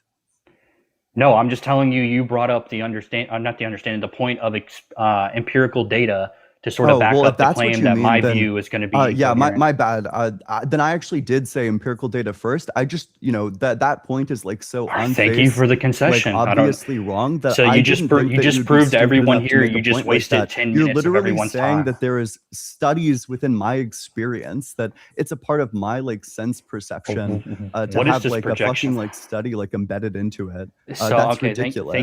thank you for the concession. You just basically just admitted that you did say something about Yeah, I was empirical trying to be data, charitable to you. and I then didn't think you'd say immediately something as projected and stupid then as that. said that That's somehow it was ridiculous. going to be Saying inconvenient that to the my view. data of other people having generalized anxiety disorder is a part of your experience, and then that That's explains the not my fact that you position. have That was something generalized that you anxiety proposed. disorder, then you didn't answer the question. Why am I remembering your positions better than Then you didn't are? answer the question.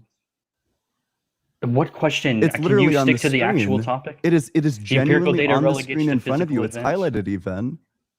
Well, I asked you, when you feel anxious, but it's not about anything, what is the experience directed towards? And you said the empirical data relegated to physical events.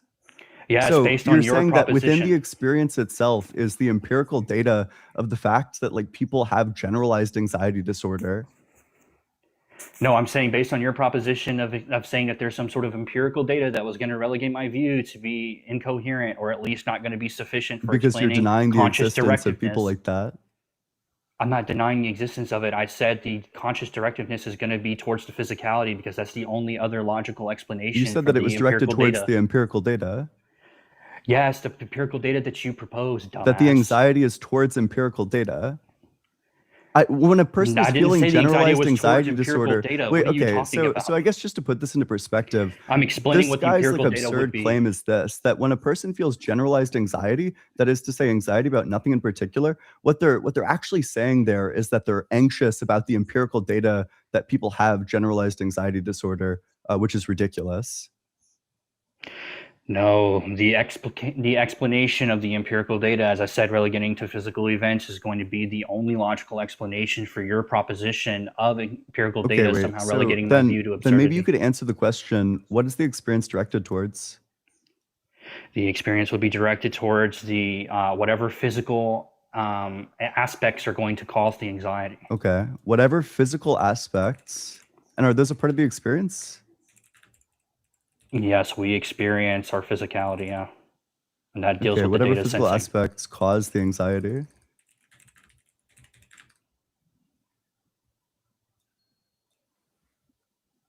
Sure. So, okay.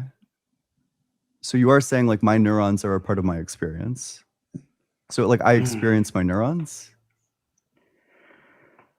Do you experience your neurons? Yeah. In a sense, I suppose it just depends on Wait, but how you people sort of aren't cash that out. people aren't anxious. When people are anxious about nothing in particular, they're not anxious about their neurons. No, we're speaking colloquially depending on the specific aspect of your physicality. Your neurons are going to be applicable in some grandiose aspect of your physical being, sure, and then like whatever is going to cause your anxiety to sort of increase is going to be, I don't know, a part of that. But asking specifically about the neuron seems pretty ridiculous, and I think you know that. Okay, so you would say that is the anxiety about, I guess, like, what is the anxiety about?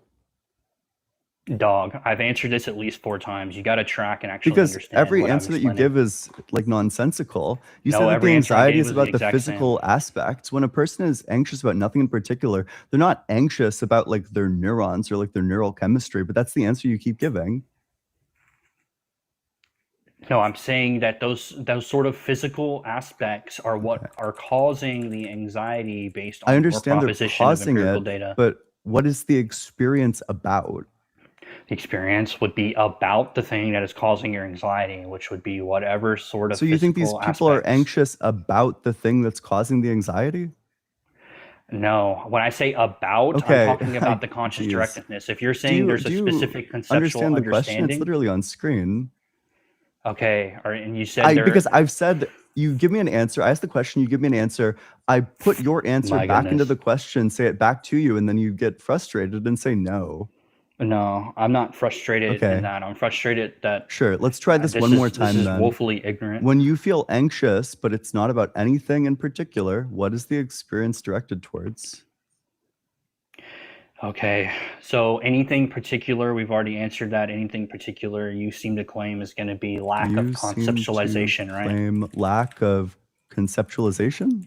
Yeah, is that what you're denoting? Is that what you're denoting? So okay, you're saying your claim is, and correct me if I'm wrong, that when you feel anxious, but it's not about anything in particular, that it's directed towards, you seem to claim lack of conceptualization. Is that what you're denoting? Is that correct?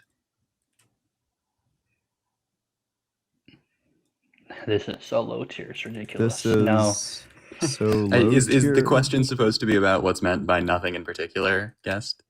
Yes, because my understanding was that nothing in particular. His proposition was there seems to be empirical data that relegates my view of conscious directiveness in accordance because to you're denying anxiety the to be existence of insufficient. these people. Yes, and then when you say nothing in particular, then what I'm asking is, what do you mean by that? Because if it's going to be the case that it's not what I'm explaining based on what I thought that you were proposing, then it must be something else. Yeah, just that there doesn't exist an object towards which this mental state is directed. There doesn't exist an object in which that mental state is directive, and this is presupposing that there are some sort of physical aspects that are causing the anxiety. Yes. Okay, then yes, your consciousness directive is just going to be about the physical aspects. You don't have to have a specific neurological understanding about it, but it's just going to be a sort of qualitative state of the actual feeling itself. Okay. That cause the experience. Because when you're asking me what is that directed towards, but there's nothing in direction, it could be towards, but it's caused by physical, that sounds pretty incoherent. But it's not anxiety about anything. It is directed towards the physical aspects that cause the experience. So, okay, let me get this straight. So your position is that when you feel anxious, but it's not anxiety about anything, it's directed towards the physical aspects that cause the experience. Is that correct? Yeah, I would assume that's the only logical Okay, when you say explanation. directed, then I don't know what this means. Directed towards means your consciousness is aware and arisen based on something. Okay, so you're literally just saying like caused. When you say directed towards, that just means caused? Your consciousness directed towards something means you are aware of something. I said this at the very beginning. Towards me. So could you experience anxiety but not about anything in particular without being aware of the physical aspects that cause the experience? Repeat that again. So, okay, wait. Actually, first things first. Gosh, I want to go super linear here. So directed towards, you mean what you just said was that you're aware of the thing causing the experience? What was your definition of directed towards just now? Yeah, you're just aware of, like, your consciousness is aware of something. Right? Like there's always something your consciousness is going to be aware of, and intentionality arises. So when you claim an intentional state is directed towards something, you're just saying that it's aware of that thing?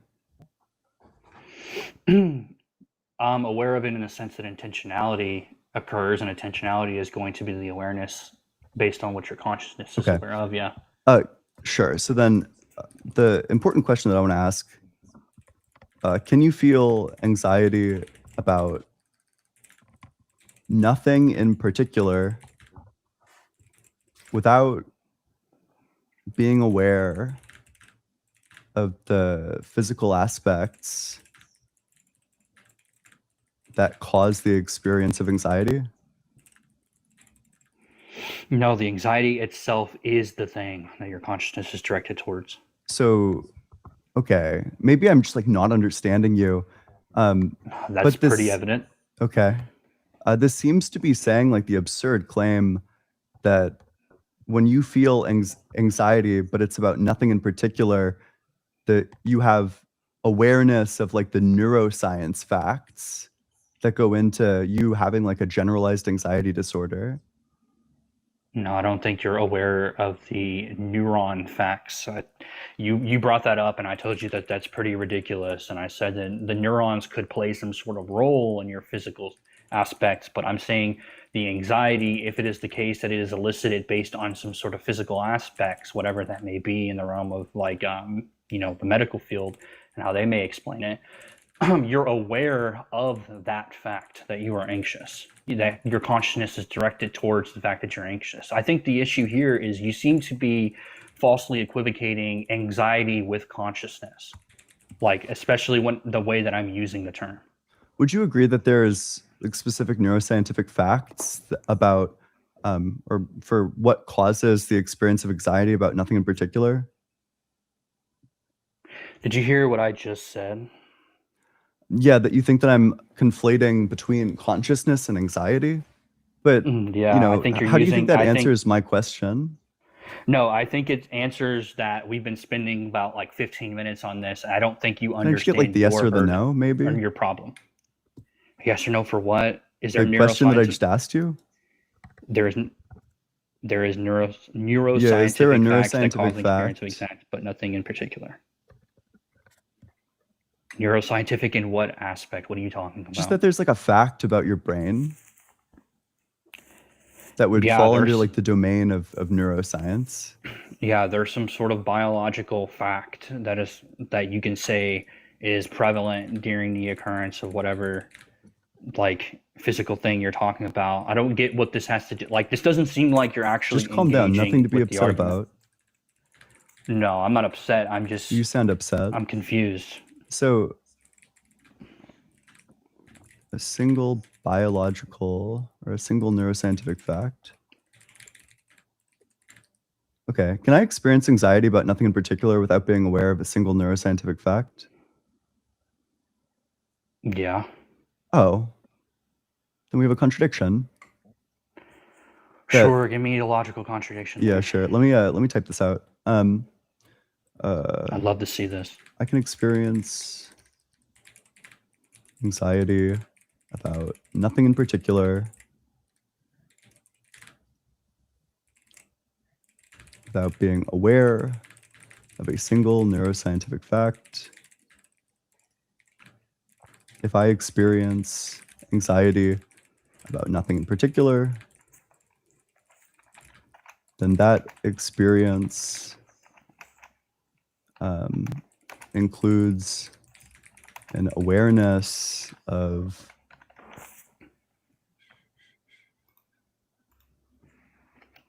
the physical aspects that cause the experience.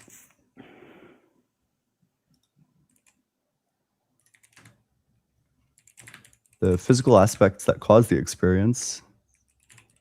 Mm-hmm.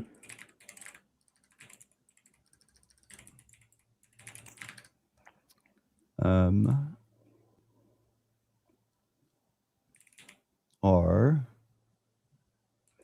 some neuroscientific fact.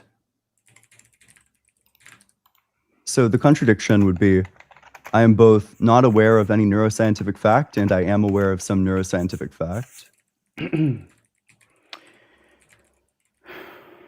Wait, what? That's not my claim. That's not my claim. What?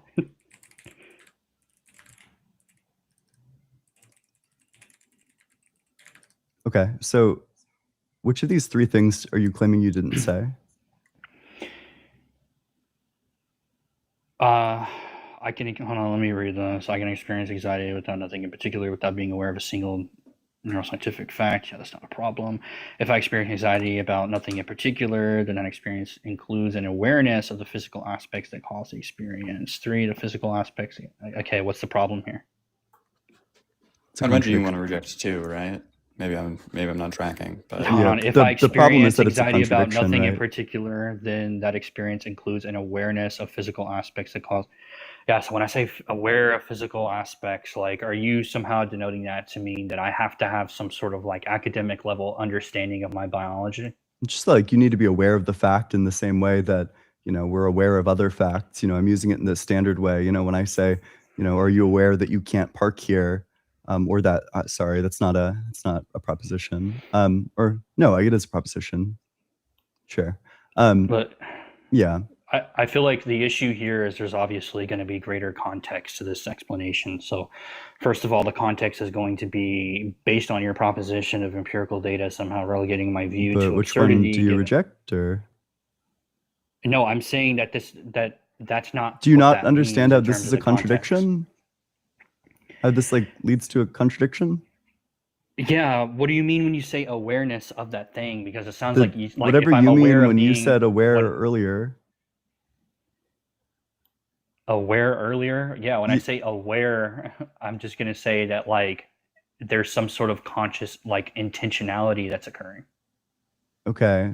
And you can say So that which of there these might three be would you some reject? qualitative state of which I'm asking you for clarification on two, because when you say awareness, you seem Just to in the same explain sense that you claimed it. no, clearly not, because you seem to have an issue with my explanation of it now. Well, the problem is that you've committed yourself to a contradiction. Whatever your definition of awareness is, unless you're equivocating on the term, I mean, there's just a direct contradiction here. Okay, you're saying awareness as in I have to be well Wait, versed in the let's biological go one facts? step at a time. Do you acknowledge that there's a contradiction here? I am agnostic to that because I don't understand the context You're of not how sure you're using whether these or not words. I am not aware of some neuroscientific fact and I am aware of some neuroscientific fact is a contradiction? I am guess not to aware of to some be more neuroscientific specific, fact. I'm not aware of any neuroscientific fact, and I am aware of some neuroscientific fact. You don't think that's a contradiction? Yeah, it just depends on what you mean by factor. Like, are you saying if I'm aware of Like a a true proposition. neuroscientific fact? Yeah, I'm just hold on. Let me clarify. If you're saying I'm aware of some neuroscientific fact, could it be the case that you are aware of some neuroscientific fact, but not in the sense that you yourself personally have some sort of deeper understanding of that, but it is the case that you are aware Whatever you of that meant thing when as it you said exists? aware, we can just go with your semantics. Okay, then this isn't a contradiction. Sure. So which premise would you reject? What? What? I did need The you to fruits of explain how continental it's philosophy.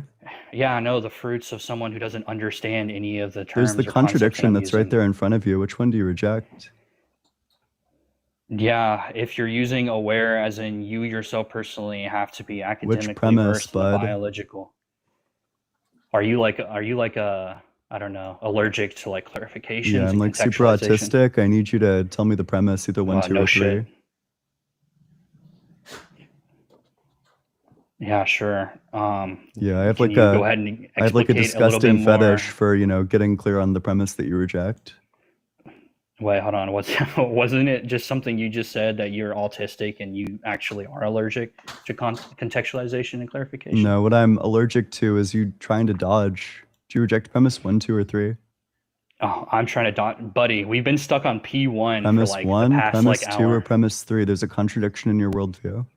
Reject There's the a contradiction in premise. my worldview, but you Yes, don't understand it's literally the on language that I'm screen in using. front of you. The formalization of it. Yes, reject a premise. Okay, wait, hold on. What language am I using and where my Oh my concepts gosh, are going to dude. cause This a is contradiction? is this what all continental philosophy is like? And no, this is Holy what all shit, people who dude. actually read their material Do and you understand reject what they're premise talking 1, about premise sound 2, or premise 3? It's a contradiction.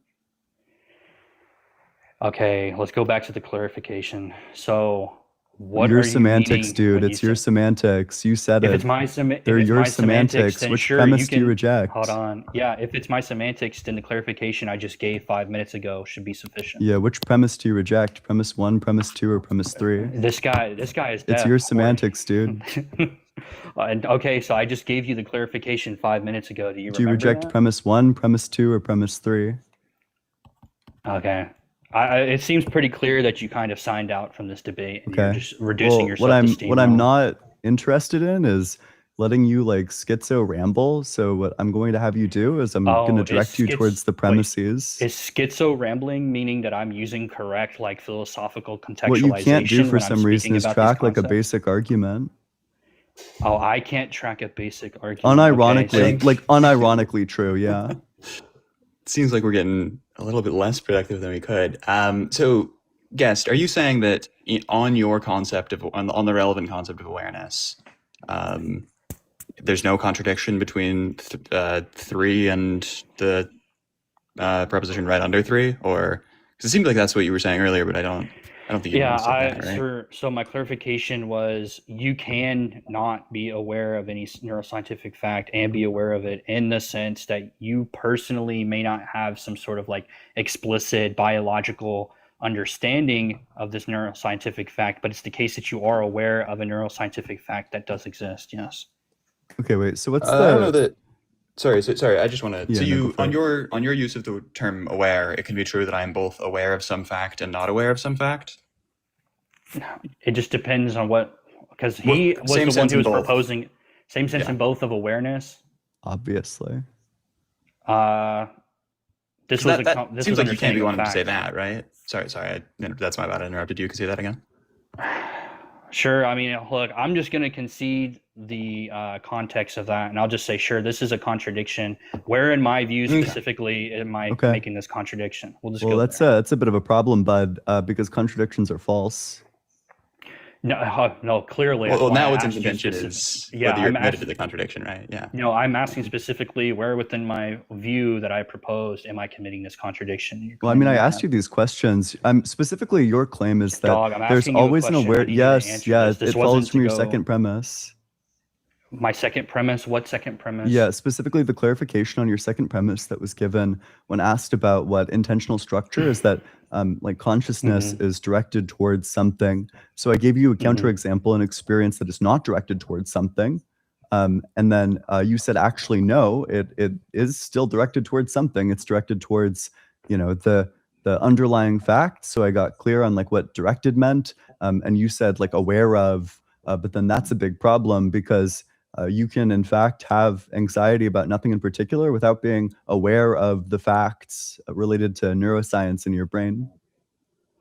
Yeah, I think this is if you took a wrong turn, you can tell me. No, trust me, I didn't take a wrong turn. Earlier, I already clarified that we weren't talking about specifications of neuroscience, right? I just said a physical aspect. I kept it broad in general. You said on biological purpose. fact. Yeah, physical aspect could be some biological fact if it's mediated to whatever the empirical data that you propose, which would probably be something medical. Okay, which so would be an explanation of your anxiety. Do you still stand by that? I'm saying based on your proposition, if we're going to relegate empirical data to that means, I'd say you can be aware of your anxiety so far as that sort of empirical data is going to suppose that there's some physical aspect that causes your anxiety. Yeah. Okay. Like, I don't get what. Are you like necessarily aware of that fact? Are you necessarily aware of that fact? I think you have a qualitative state of being anxious, and your consciousness is going to be directed so far as in there is a thing that's occurring, or there seems to be an appearance of a thing that occurs, right? Do you think that answers the question? I believe it did. I don't know. Do you understand what I was said? the question that I asked you, and how do you think that answered it?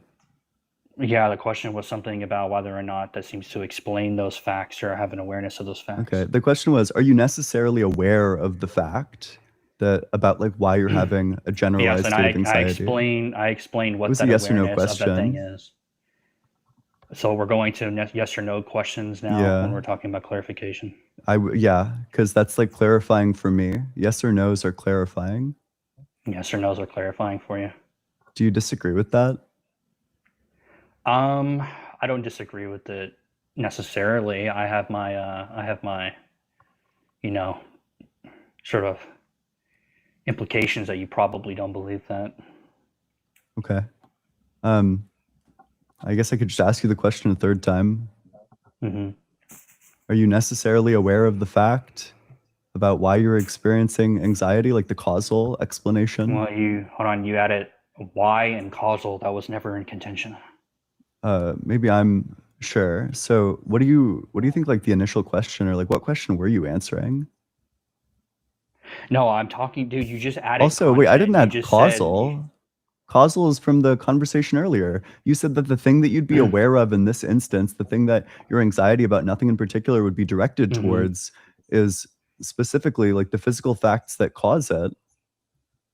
No, I'm saying if it's the case that those physical facts, again, as relegated to your empirical data that you propose, which of course would be something that's going to be medical, we're assuming that's the case, was some sort of physical attribute or aspect that's occurring, right? That's not in contention. We're just saying that if that's what your proposition is going to propose, then we can say that's the case. And I'm saying what you experience or what you're aware of is the thing in of itself, which is going to be the anxiety.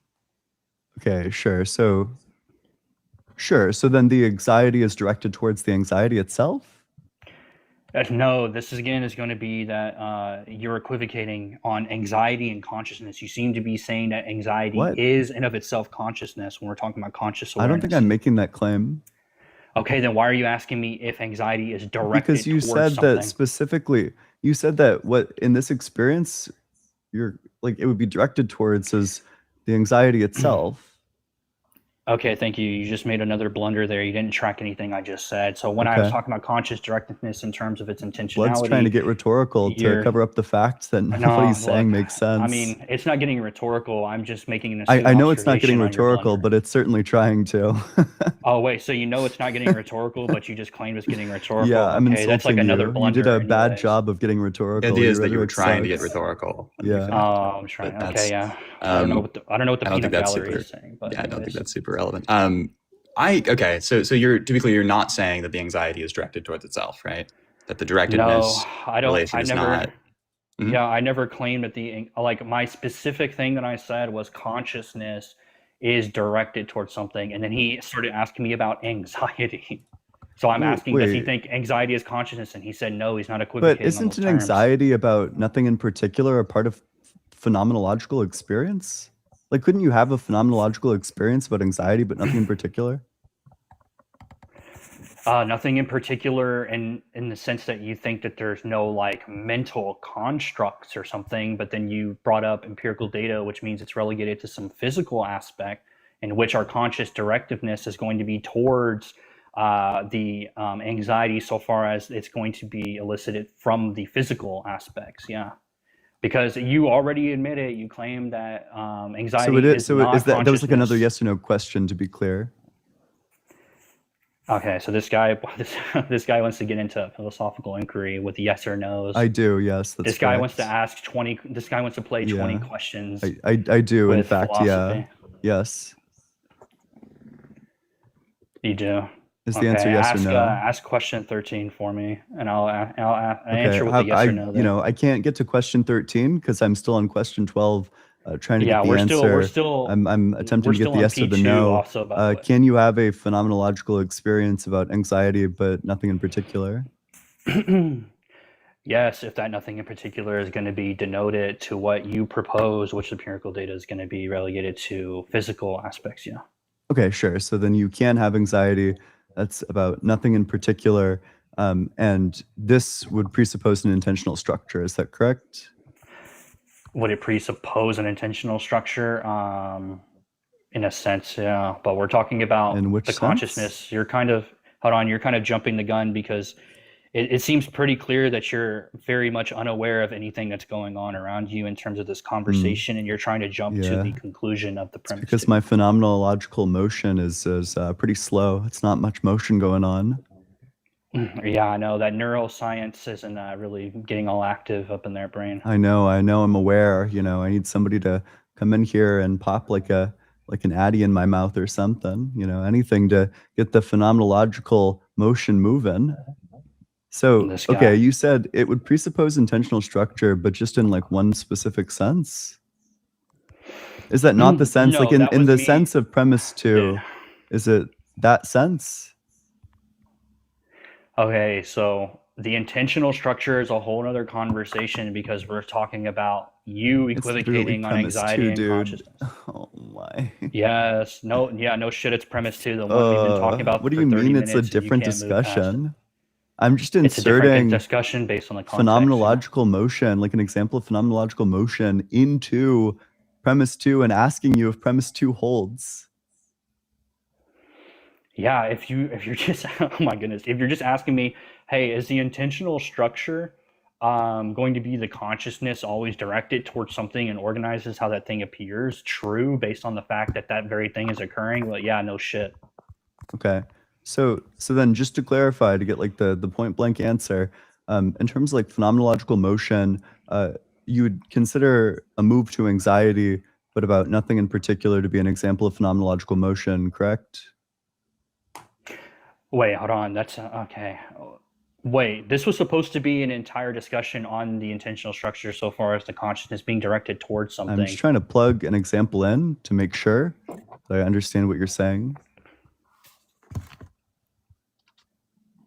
Okay, and that If your argument is more to look at or like listen to, as opposed to one that you're actually supposed to get in there and like try to provide counterexamples to, then I don't think it's going to be very compelling to a lot of people. Oh no, dude. I'll tell you how I know that you don't understand what you're talking about, nor did you I asked you another yes or no question, by the way. Yeah, no, I'm giving a clarification on your lack of comprehension. Yeah, let me just clarify the argument. So you're a fundamentally bad faith interlocutor, an ontological scumbag. I hate you and everything that you stand for. Like, okay, bud. I don't know what that rhetoric was, but you need to work on it a little bit. No. Sure. Anyways, the reason that you're not understanding what's going on is because phenomenological motion, again, deals with the things that are not static but intrinsically dynamic, right? And I was talking about the coming into presence, the being present, the passing away. Yeah. How does that fit in right now with the understanding of intentional structure so far as the consciousness being directed towards something and explaining how it appears? I asked you a yes or no question. Is the answer yes or no?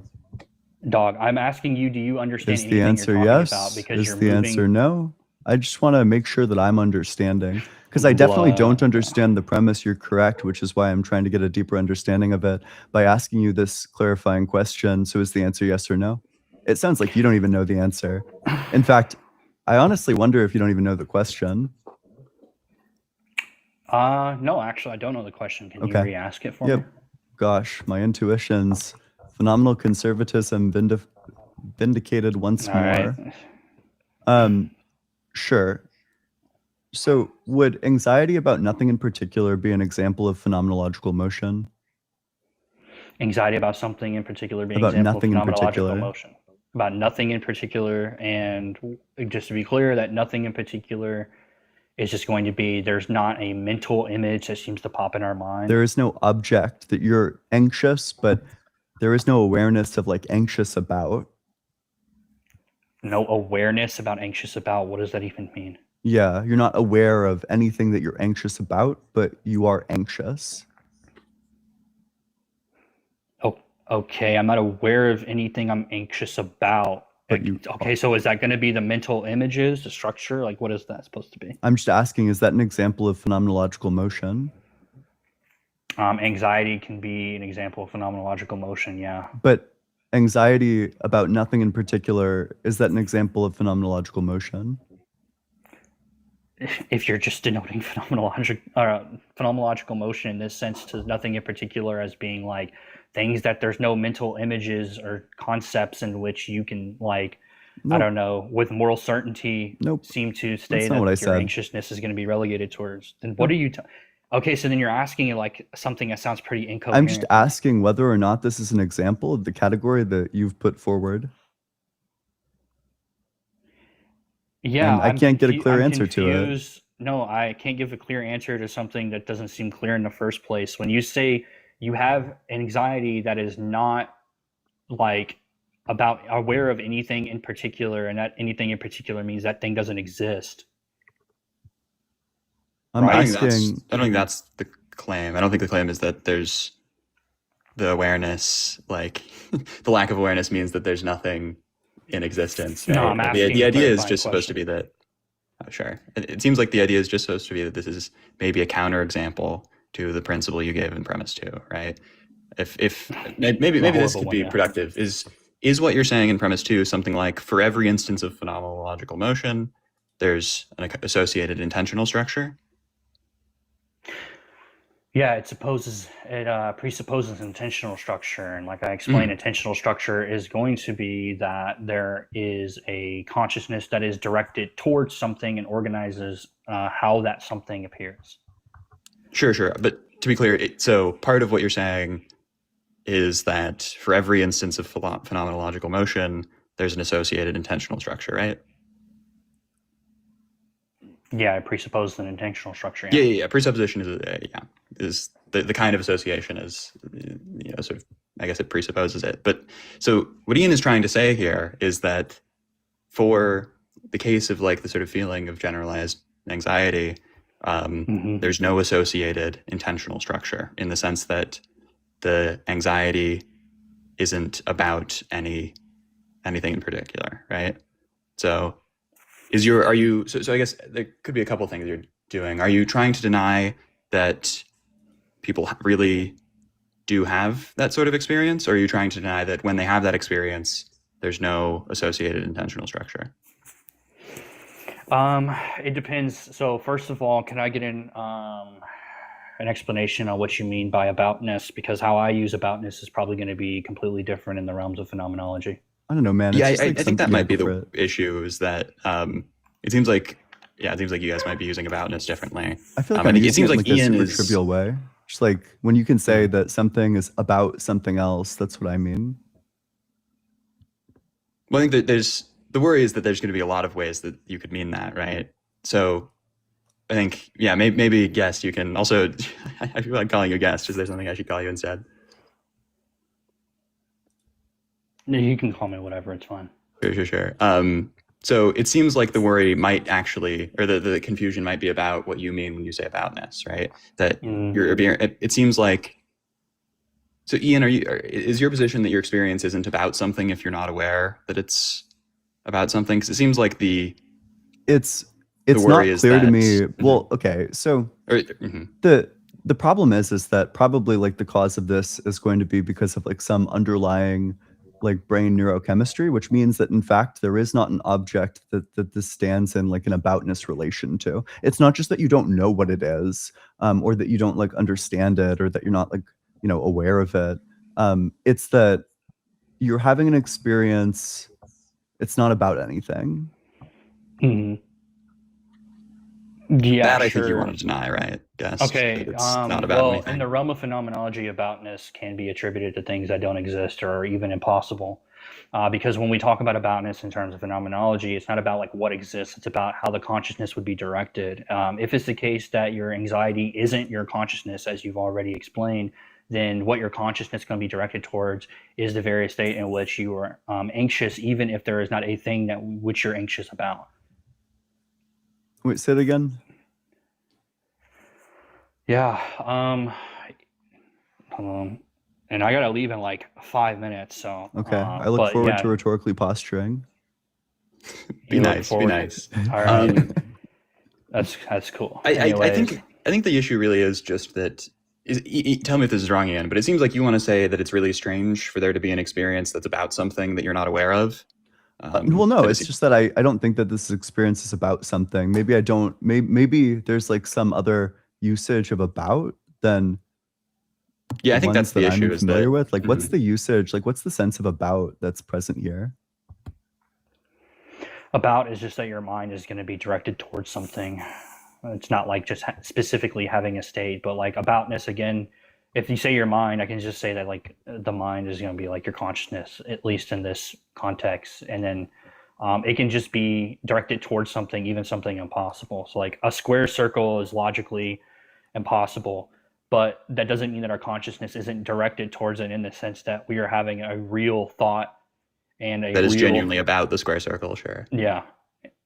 Sure. But then in like this circumstance, you'd say that the object that your thought is about doesn't exist. Ask that again. I couldn't hear you.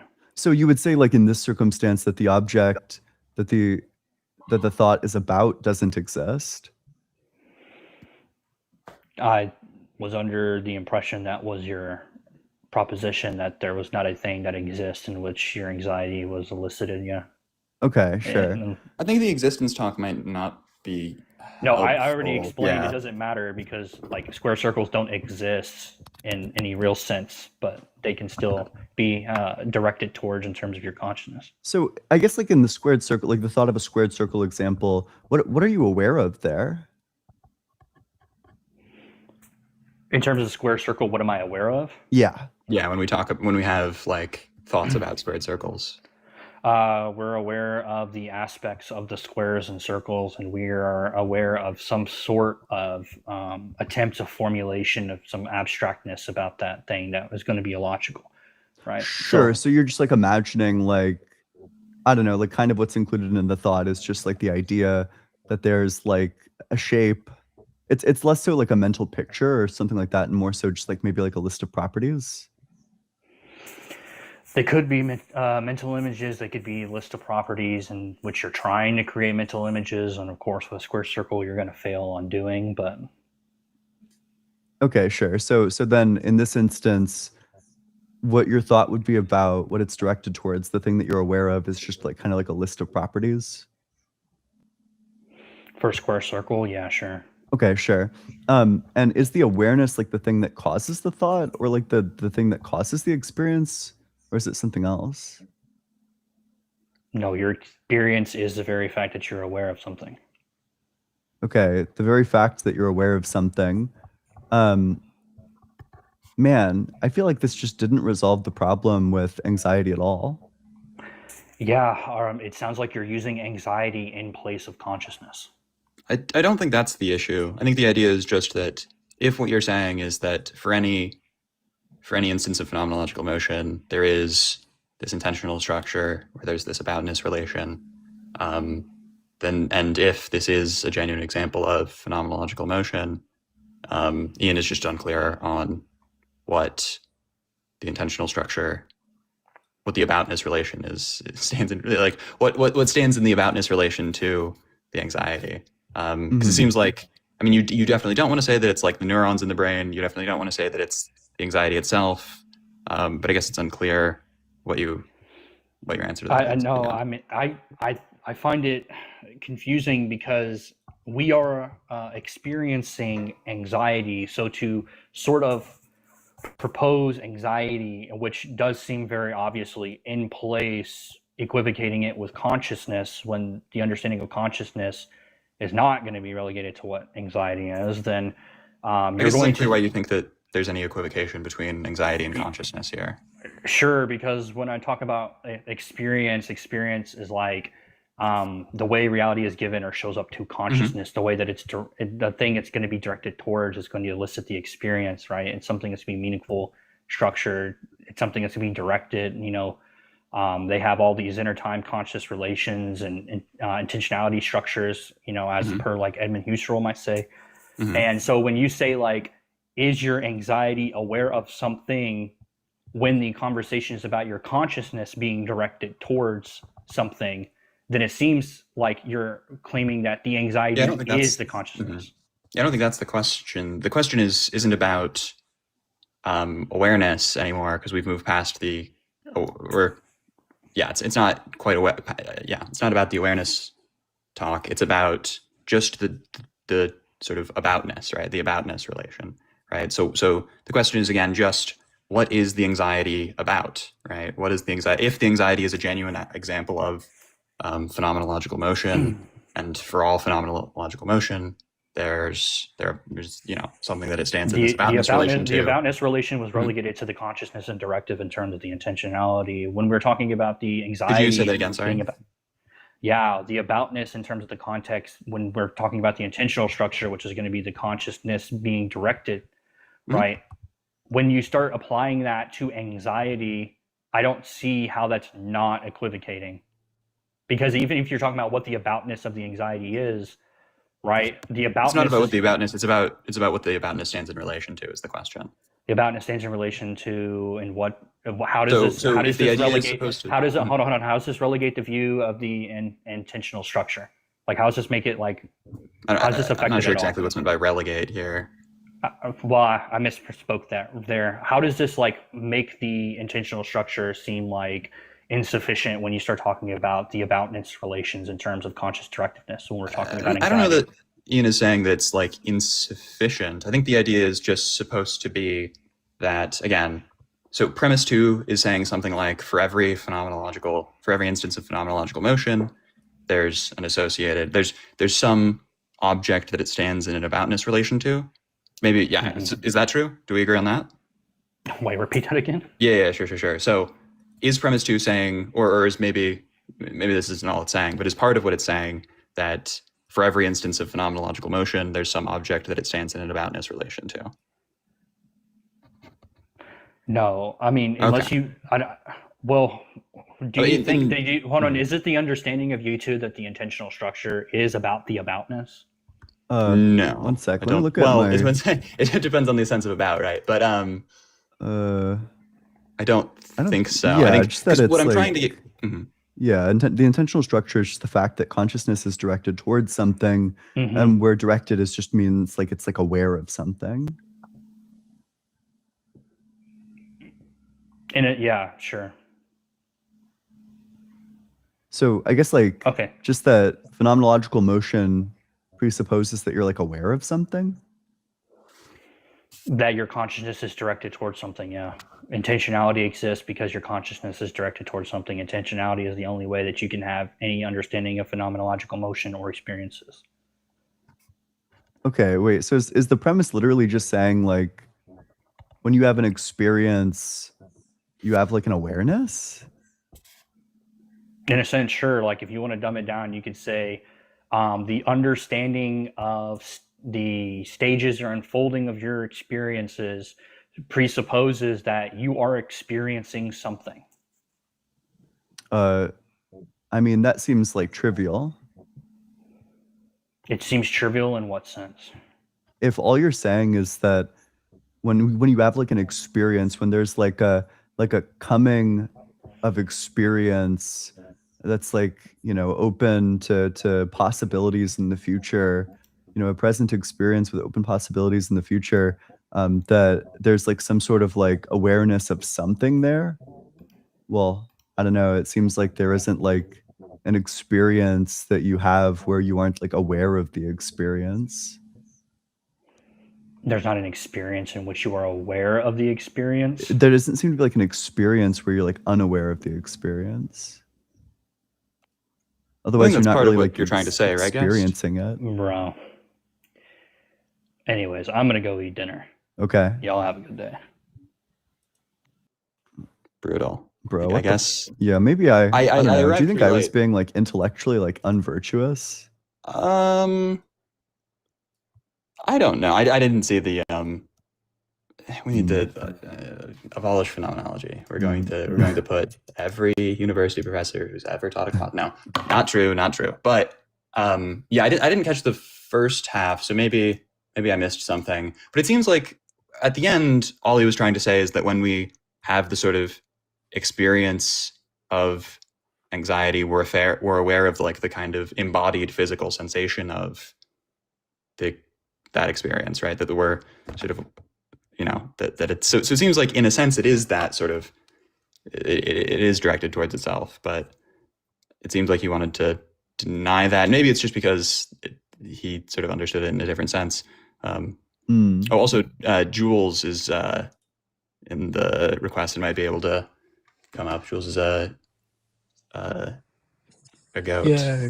Okay. You guys finally got to what I was trying to say at the beginning, but I think there were some ways in which you phrased it which made him not want to assent to certain ways you were phrasing it, and I think I might have been able to help out with that earlier. But yes, my understanding, and unfortunately having read, I think, a little bit of probably what he is somewhat downstream of. Is this the Marianne stuff, by the way? Do you know? I don't. I know the, I haven't read the Marianne stuff, so I don't know. But I think I don't know. From my understanding, I think it's. I think it circles. I don't know. I mean, I have my own view of phenomenology stuff, and I tend to, even when I haven't read stuff, think I vaguely know what they're saying, which I probably shouldn't make that assumption, but I don't know. There's like it wasn't even like the words themselves were unfamiliar, but like I feel like a lot of like the connectives that got used, like relegated, for example, like I don't really know what the fuck that means, or like unfolding. I don't really know what the fuck Yeah. that means. This is a very bad thing, and one thing that maybe I would recommend, maybe this is me being even more like cringe logic brained, is I think it might also have been useful to talk about, when like giving definitions, instead of, for example, talking about an aboutness relation, when you get up your like notepad or whatever, just say, when I say A is about X or A is about B, Yeah. that is equivalent to saying, and then some other Mm. sentence with those formulas. Because the thing is about, and this is a thing that happens all the time in continental philosophy, which is that using a word like about might be different than, like, for example, the aboutness relation. I don't think that was actually true in this situation, but in general, I think, especially when talking to people that do continental philosophy, equivocating between those two things is a very, I think, confusing and dangerous thing to do. Sure. Jules, do you think we should get rid of all continental philosophy? I mean, I think we need to rationalize them. I think we need to go in and we need to, install, the Robert Branhams of the world in order to, try and save them. I think we need to send missionaries to teach them how to extract and speak better. Positivist Dominican order. Yeah. No, there's a phrase Carnap uses, which I like, which is which he doesn't actually really use again, but I like it so much that I wish he did, where he talks about, misleading theoretical form.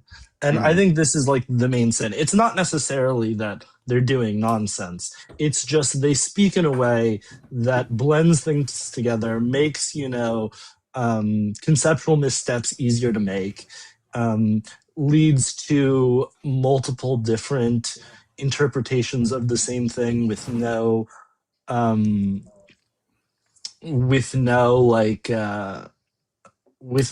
way of even detecting that a disagreement has occurred until it's too late, and also like a reification of certain terminology. I mean, this is one of my favorite things about like theological disputes, is the way in which like literally different languages led to like different metaphysics. It's maybe like the most succinct example of, Quinean indeterminacy problems come to bear. But I think analytic philosophy has this problem too. I mean, I have no idea how you translate, for example, a lot of like the English language philosophy around grounding into other languages in an objective way. It seems like you could translate it in a number of different ways, which may, metaphysicians in another language might take these two alternate translations to be substantively different in some way. Yeah. This seems all very problematic. So I'm of the opinion that a lot of the analytic metaphysics stuff is quite bad. But well, I feel like the way you'd want to translate, or the way that I would describe like grounding in a way that might translate well to like another language, or maybe it wouldn't. Maybe I'm kicking the can down the road to the problem of like what it means for something to like explain something else. But I think you might want to say that it's like a non-causal explanation, and then I feel like that would translate well.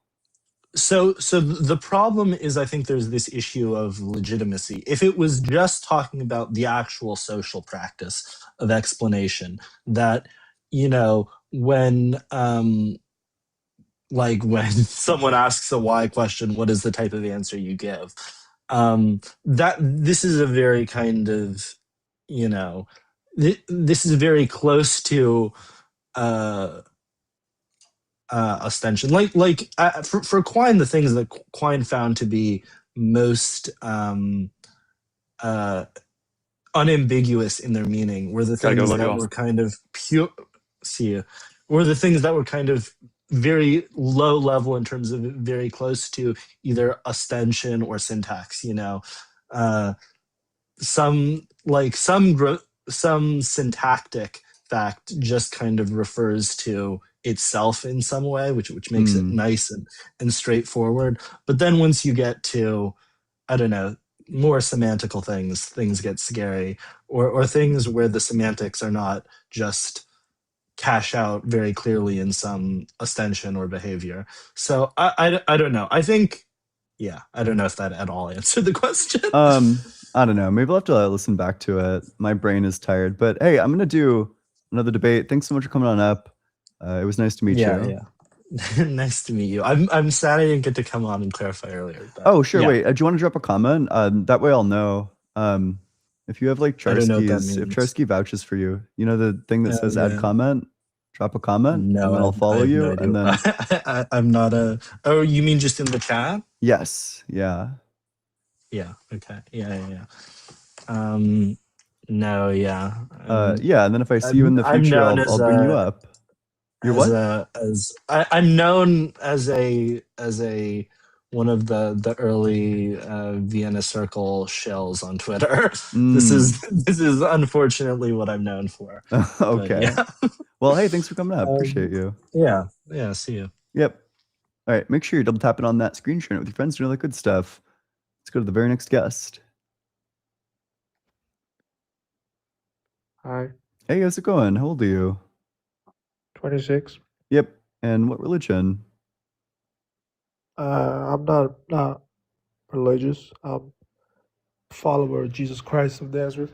Oh, my bad. Yeah. Okay. What makes you think God exists? Well, before that, your chat is super toxic, dude.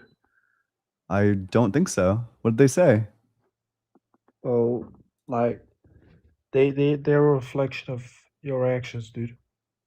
Okay, but what did they say was the question? They insult anybody who believes in God. I don't think that's true. You know, we have a person in our community named Catholic Thinker, and he's like an esteemed member of the community. So I guess I just don't think that that's true. Dude, I really believe you lost that debate. What And point do you think I lost on? Pivoting away from the fact that you can't name a single example of what the chat said. I'm sorry that you're so upset. That's too bad. There's I no can reason to try to commit yourself that to the man, view that I did bad in that last debate. What's one point you think I did bad on? well, whatever somebody's losing, they start insulting And what point was I losing on, pray tell?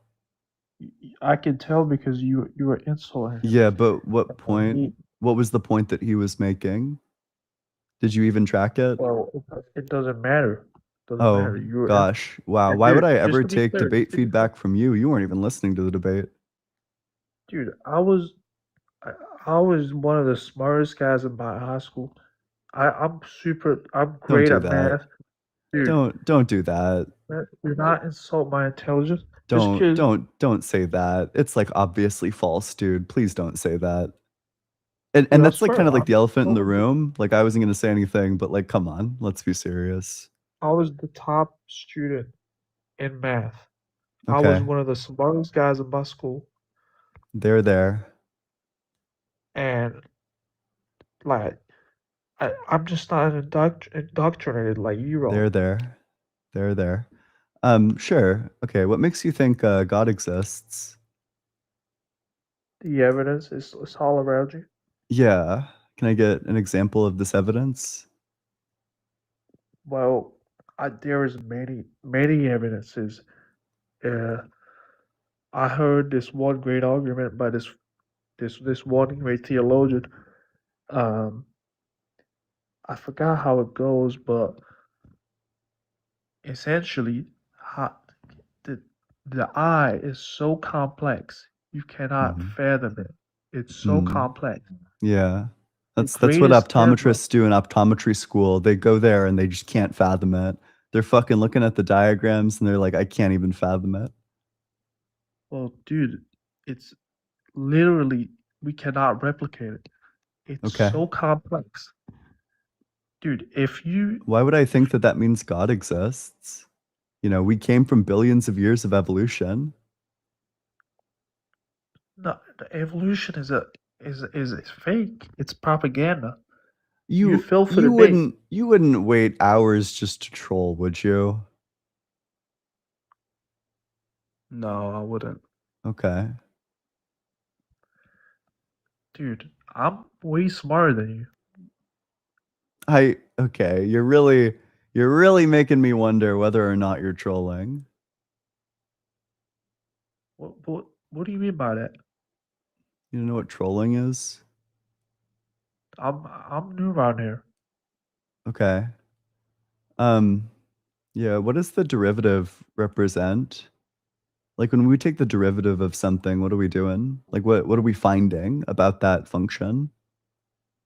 Well, derivative essentially, we're just looking at the limit as h goes to 0 of f of x plus h minus f of x over x plus h. But what does that That's like really what does that correspond over to? h, sorry, over h, not x plus h. But what does that Well, correspond to? you may think of it as the slope of the tangent at that point. Hmm. Well, Okay, but like I don't know, there's like kind of something obvious that it corresponds to. You know, for like a position chart, when we take the derivative of the position, what are we left with? what do you mean by a position chart? Sorry. So let's say we're graphing like the position, like, you know, we have the position of a car The over rate of change. time. And we took like, you know, it's going like whoop, whoop, whoop. It's going like a sine wave, you know, they're running errands over time. And they go over to the store and then they have to go back past their house and then to the store that's like equidistant away from the first store. So Sorry, I'm not tracking. I'm super tired. that's okay. It's just the limit. The limit as The h answer we approaches were 0. looking for there was the velocity, but it's okay. You're tired. You know, even people who are when way you smarter than I said am get position, tired. I didn't understand. All right. I got you. Ask me another question. I'm way smarter than you, by the way. Okay. What's one field that you think you'd do better at me? Math, anything, You but don't you especially seriously math. don't want to do math. You should pick a second one. Go ahead. Pick math. Do math, then. Do math.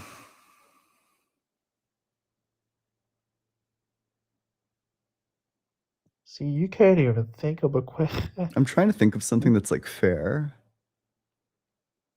Make it complex. You don't want I don't care. you don't want that. I don't care. You're a simple human being. You don't Okay. even believe in God. Yeah. How do you calculate the Ron-skin? What do I mean? Okay. Yep.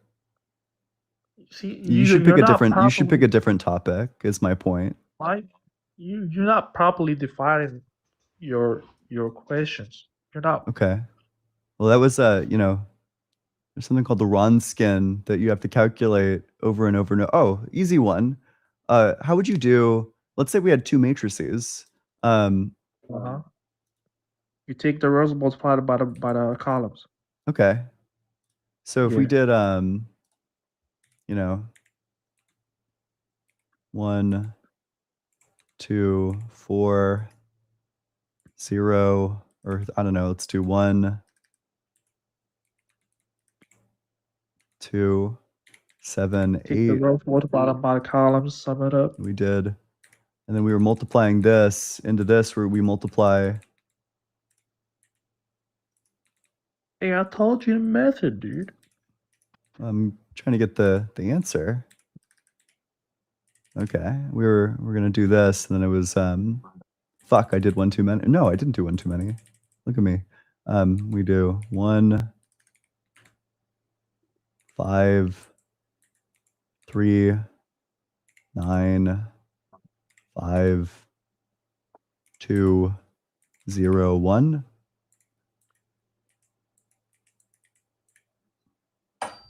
Let me do this one too. What sort of answer would we be looking at here? It's gonna be a 2x2 matrix. It's gonna be a 2x2 matrix. As for the specific values, I don't really care. Okay.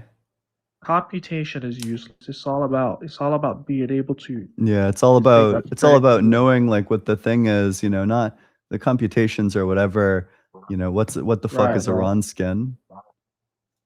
right. Doing computations that don't mean you are intellectual.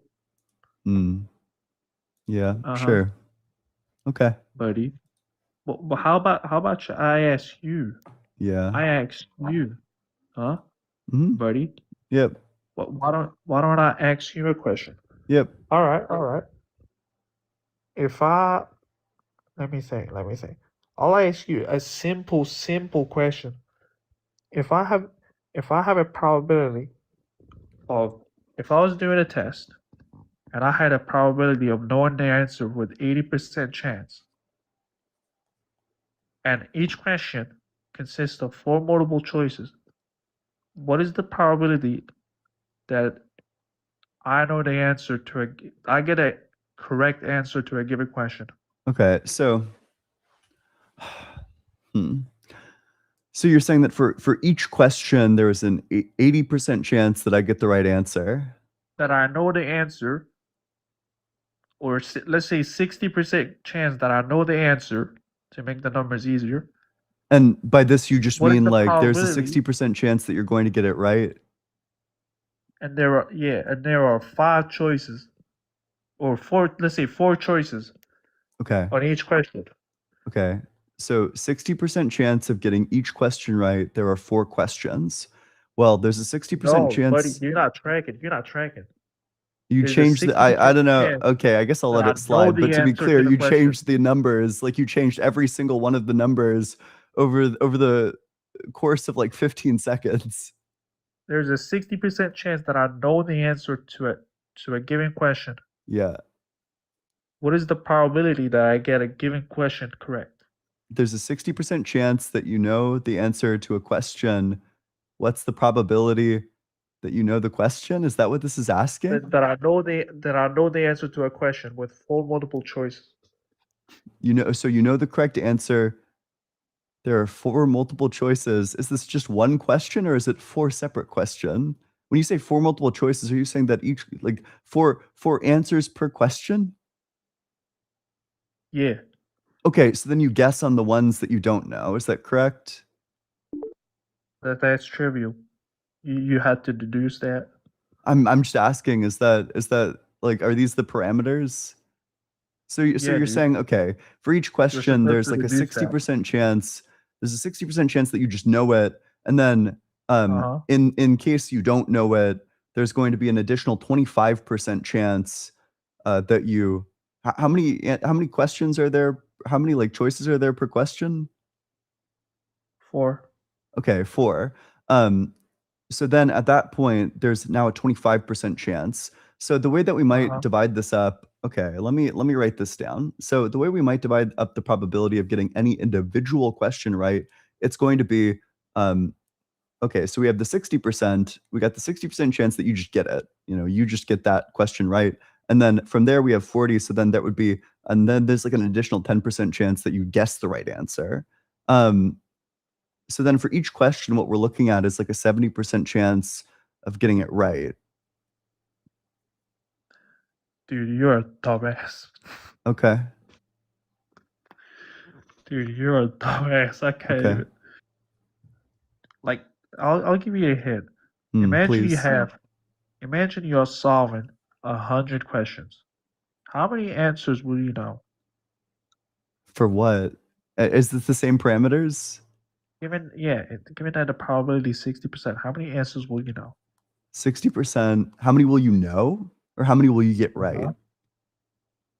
Well, if you know it, then you're gonna get it right. But you could get it right without knowing it. Well, I'm just asking you, how many questions are you going to get? Are you going to know? Are you going to know or are you going to get right? Because those are different questions. Are you going to know? How many Okay. questions are you going So to know? there's 100 sure, you should know like 60. You should know 60 of the 100 Right. questions. Now, you got 40 questions that you don't know. Yes. The probability that you know If we the end up at answer, 70%, I'm going to fucking wail on you. the probability that you get the rest of the questions correct No, the amount of questions you're gonna get correct out of the 40 is gonna be 10. Yeah. Therefore, it's gonna be 70 out of 100, I'm gonna fucking wail on you, which is dude. That's 17%. literally what I said. I said that, those words came out of my mouth, and then you were like, no, you're stupid. What the fuck? I can't believe you. This is like ridiculous. I don't know why you're engaging with me, honestly. Yeah, me neither. Okay, wait. I came up earlier as well. What do we got? I gotta go to sleep. Uh, Alright, good night.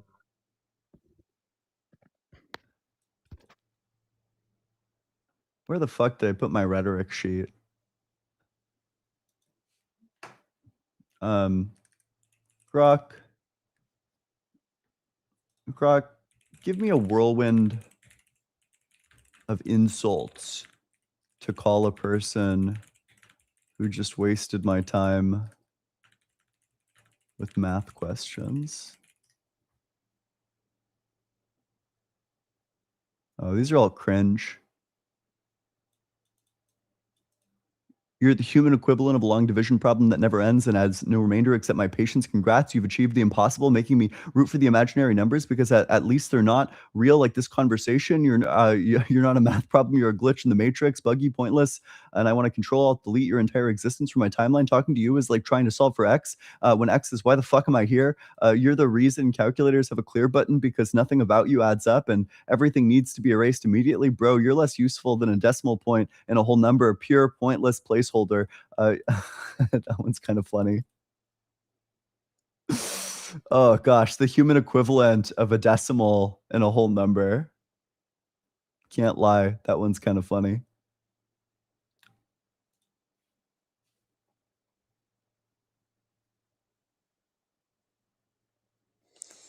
Hey, how's it going? Hello, Yeah, how old are you? you hear me? I can. How old are you? Hello? Hello? Hello? Hello? Hello? Hello? Wait, hold on, hold on.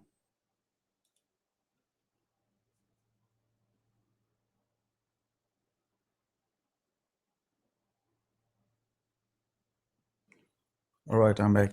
Hello? Now I switched the Wi-Fi channel. Can you hear Yeah, me? hello. Yeah, I can hear you. There's like a huge delay. Really? Yeah, I'm from Europe. Maybe when you're visiting stateside, you could call in.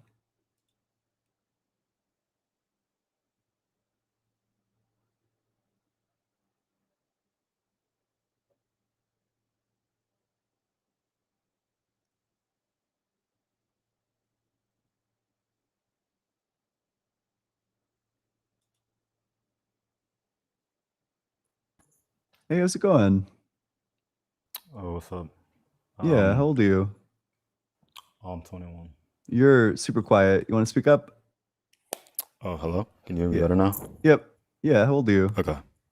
I said I'm 21. Yep. And what religion? I'm Christian. Yep. And what makes you think God exists?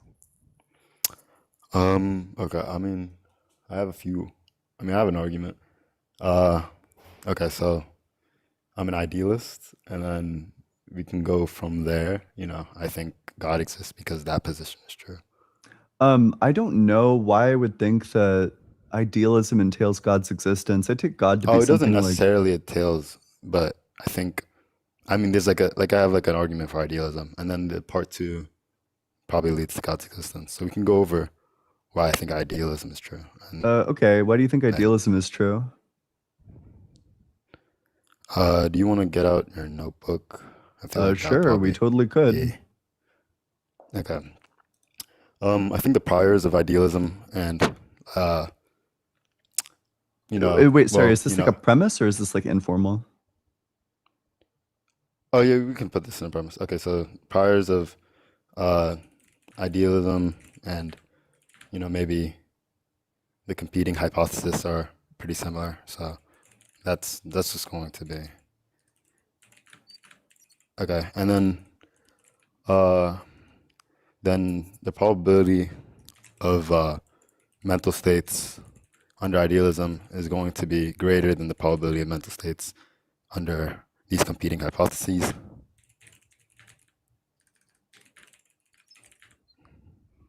These mental states obviously exist. So, okay, so the data is something that's within the hypothesis itself? Sorry, what did you say? So, is the data that you're appealing to, like the data you're appealing to is like the existence of mental states? Yeah. Okay, and that's just like within your hypothesis itself? I mean, it's what's it called? Under idealism, you get a pretty much almost a probability of one. That, Yeah, these mental that's states like would kind of like a exist. huge problem, right? Is that it doesn't make a novel prediction here. In order for something to be evidence for your hypothesis, it needs to be predicted by your hypothesis. Your hypothesis, it's not like really predicting it, it's kind of just like built into it. I mean, what's it called? I mean, not just the existence of mental states, but the fact that mental states exist and there is no, maybe you would say there is no direct evidence for physical states. So There is no direct evidence for physical states. So yeah, those two things in conjunction. I think that there's like probably direct evidence for physical states. You know, for example, like laws of physics. I mean, I don't think the external world is going to be. Oh, wait, can you speak up? You're still a bit quiet. Oh, sorry. I said I don't think the physical world or the external world is going to be. Do you believe in laws of physics? I think the laws of physics are just going to be like mental represent. Like you keep on getting farther away from your mic. It's like. Is it better now? Yeah. Hello? Yeah. Please, just consistent. Thanks. Okay. I'm going to what's it called? I think these physical laws and the external world or whatnot are also going to be mental in some sort of regard. These physical states are going to be mental in some sort of way. I guess like what do you call what you refer to by physical? Sure. Because, you know. Yeah. No, I'm aware of that. Okay. But I guess like that doesn't really seem to address the problem, which is that it certainly seems like we have evidence for physical states. You know. What would that be? Yeah, like all of the empirical evidence that we have for, you know, consistent laws of physics. That's pretty surprising. I'm not really sure how you would account for that if these things don't have like some sort of like dispositional existence. I think mental states can be dispositional. I think yep. actually dispositions kind of make more sense, like in regards to. No, I won't say that. But you know, there can certainly be dispositional states under, like if the world is just purely mental, like we could expect like certain regularities or certain. Why? Why would we expect that? What do you mean? I don't see the contradiction. I mean, I'm not claiming there's a contradiction. I'm claiming like, or I'm asking like, why would we expect that? Oh, I mean, what I mean to say is there's no issue. It's certainly not expected under physicalism. But like, okay, where do the laws of nature come from under your view?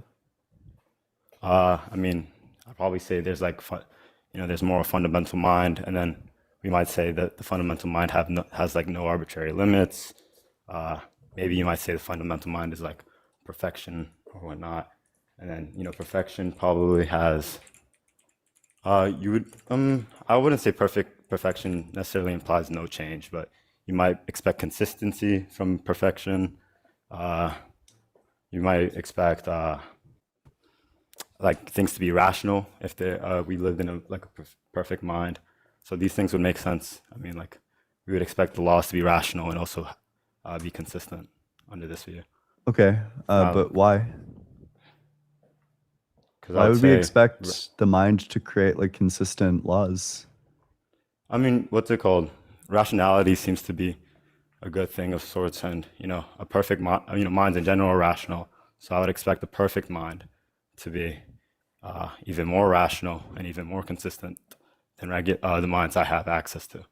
Okay, but then how would you make so if you deny the existence of things like quantum mechanics, or I guess like a physical existence to quantum mechanics is what you reject. So Ian, oh sorry, I don't mean to interrupt.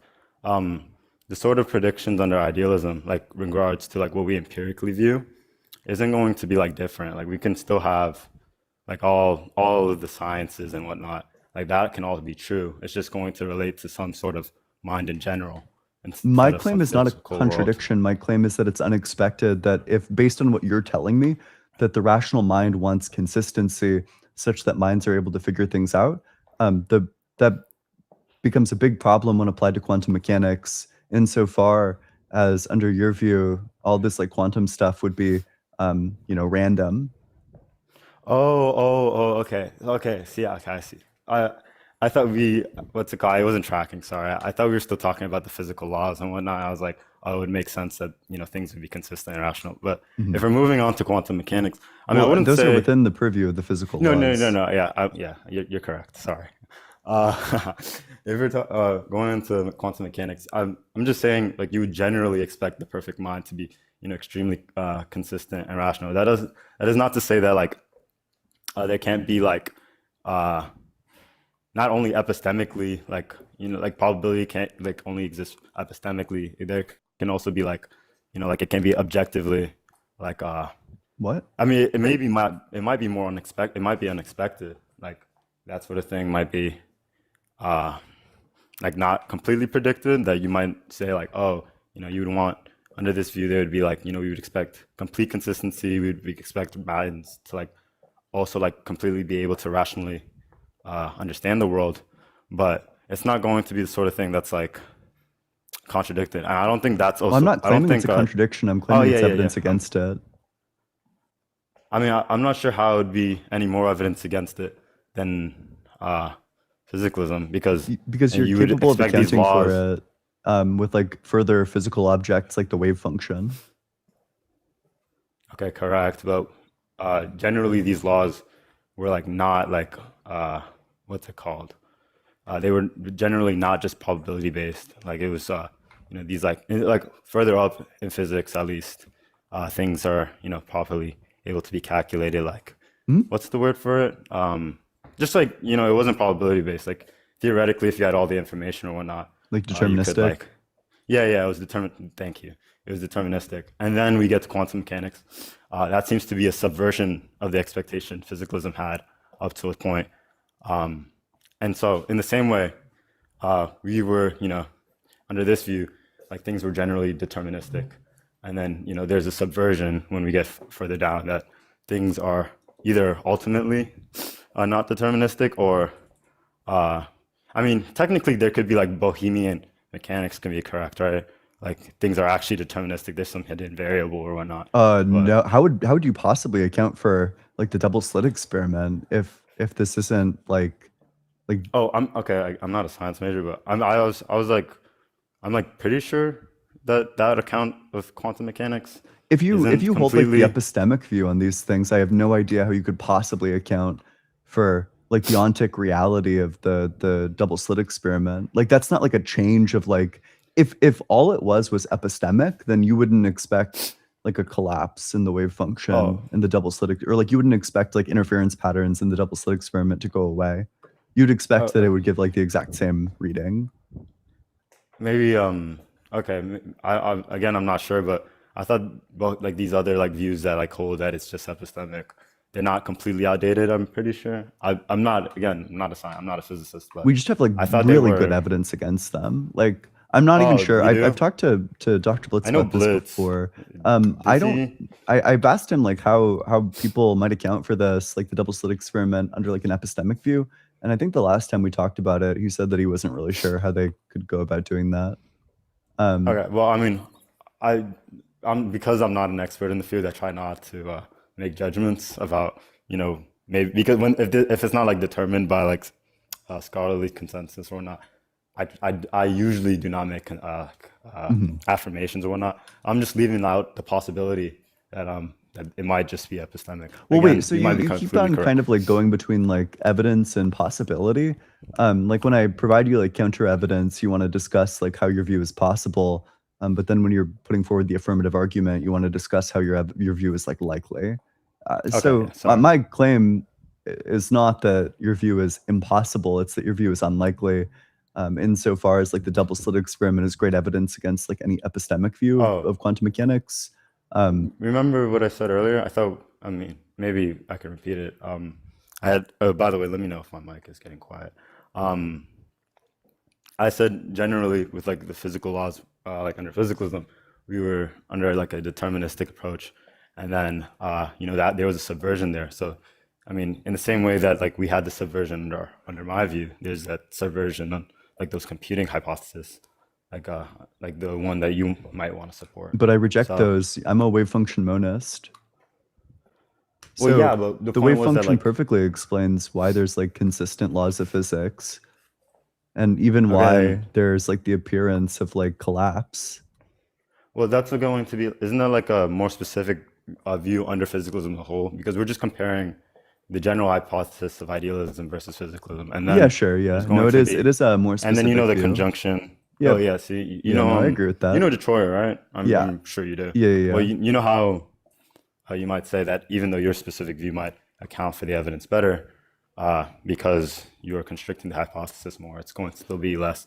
If I'm comparing it to physicalism as a whole, and physicalism as a whole doesn't quite predict it, you might say that even though your hypothesis does, it suffers because of the priors or whatnot. And so even if, like, there could be a specific idealist view I could make, right? We could run the exact same argument against idealism, though. We could say, like, for example, that, the probability of a fundamental mind wanting to create other minds, or like wanting to, I don't know, share in its like mentalness with like other agents.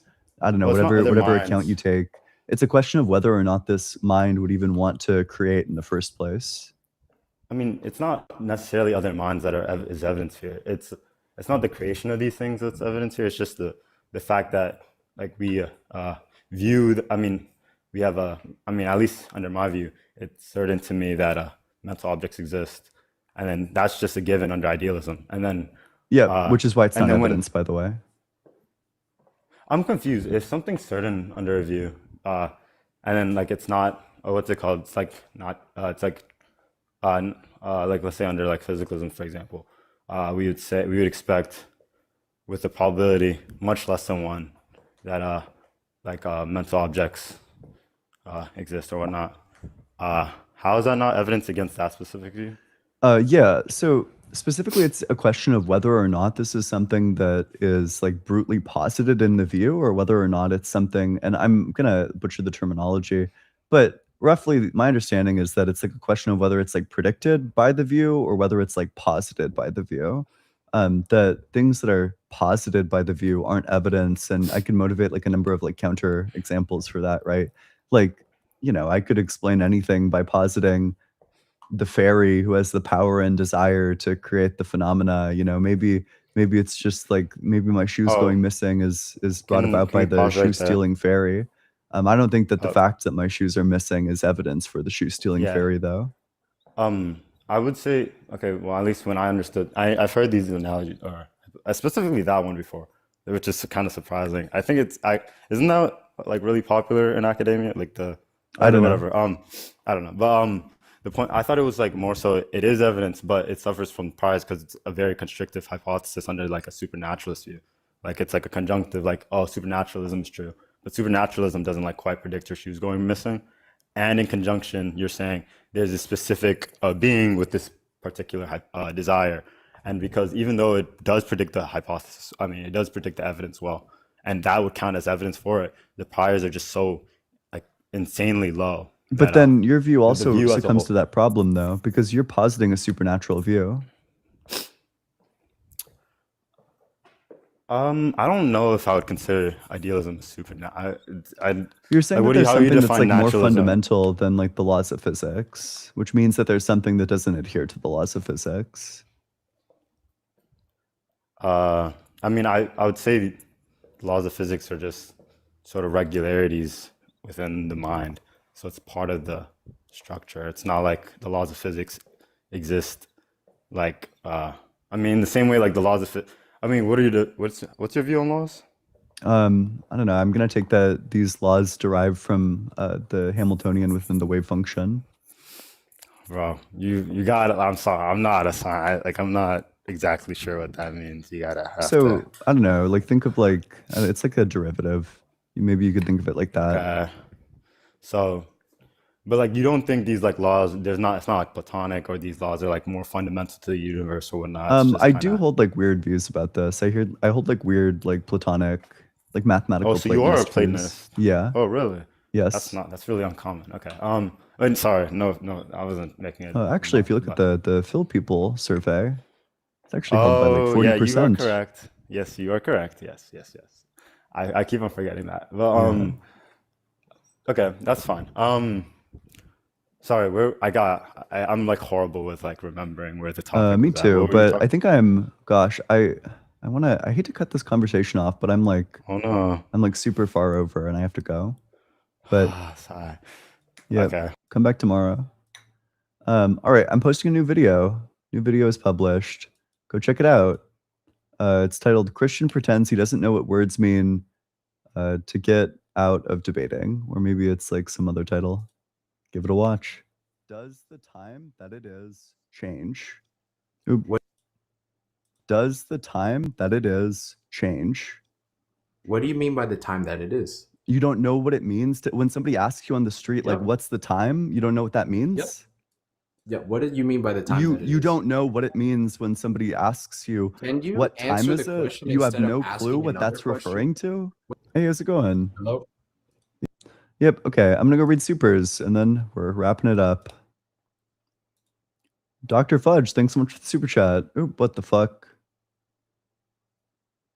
Grice rolling in his grave, TBH. I haven't read Grice. But yeah. True. Adam, thanks so much for the super chat. Obscurantism as a parlor trick falls apart the second it's cross-examined. That's true. Virtuous Pat, thanks so much for the super chat.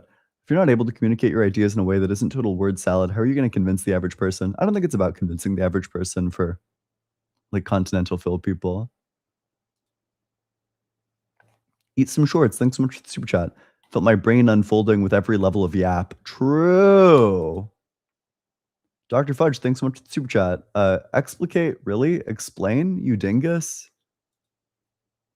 Mr. Peiko, thanks so much for the super chat. Imagine thinking this 9-premise word salad is going to convince literally a single person to believe in God. Holy fuck. Explain this to me like I'm 5. Got you a response that still had phenomenological motion in it. True. Skeptics and scoundrels. Ah, yes. The audacity of bringing the Socratic method into a philosophical conversation. Yep. I don't know. Pretty, I don't know. Embarrassing. But nevertheless, do we have anything more? Do we have more supers? Wait, was Molly, do you know? Did we have like a substitute Molly there? Who's supposed to be like flagging down supers? Bro. Fuck.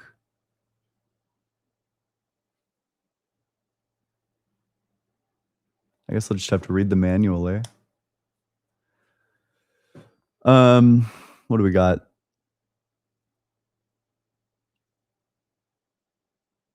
Okay. Sure. I did in fact get this. Okay, yeah. That's fair enough.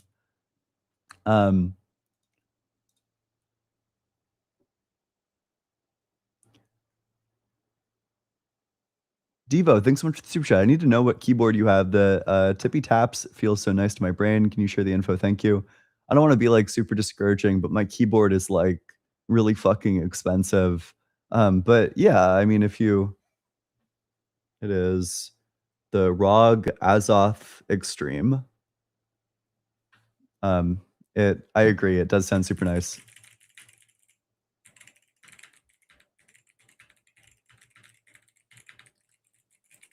And if you can't afford one, you should come to stream every day and you can listen to it. All right. Yeah, this is what your donos go to, by the way. I upgrade my stream equipment into, I don't know, like what is the single most enjoyable keyboard to type on I've ever owned by like a long shot. Holy shit, it's so much fun. The sound is incredible. I don't know, like the typing of it. It's really hard. Okay, wait, what's it called? It's ROG, standing for like Republic of Gamers, ROG Azoth Extreme. It's like expensive. It's like kind of a fuck ton for a keyboard. I can't lie. So yeah.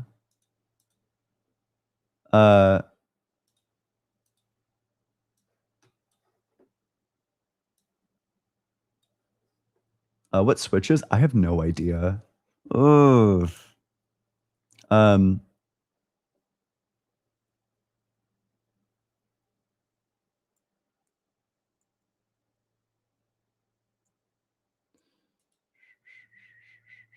What's the other thing that I have? I have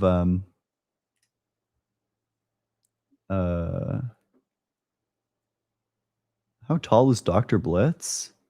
I hear he's like I think he's like 4'11".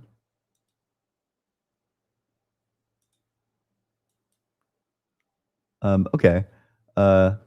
Maddie Meister, thanks so much for the super chat. Do you think video games offer a safe way to explore morality without violating virtue ethics? My intuition is no. My intuition is that if you are in GTA fucking like killing the prostitutes, you know, if you play Hitman and you're like fucking exterminating like specifically all of the women, my intuition there is that you're probably fucking up your virtue, frankly. I don't think it's good for your I think like I actually kind of think like being mean to robots, you know, I know I like joke and say like the robophobic slurs, but I think probably being mean to robots probably does fuck up your virtue. But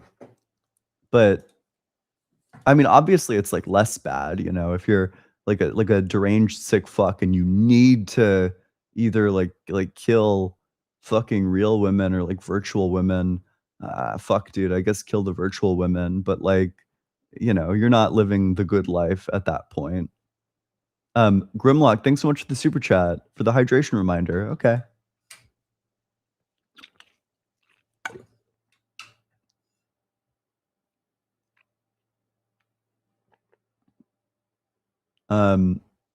Zoe, thanks so much for the super chat. Hey, I have a question. How would you respond to an argument I've heard with 1 Timothy 1:10?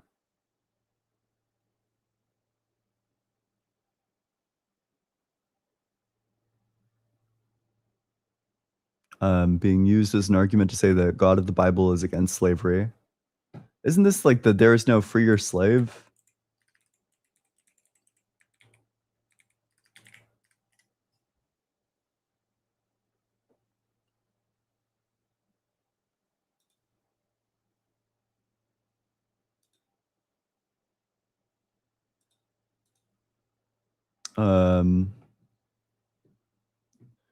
Let's go to the Greek. The Greek.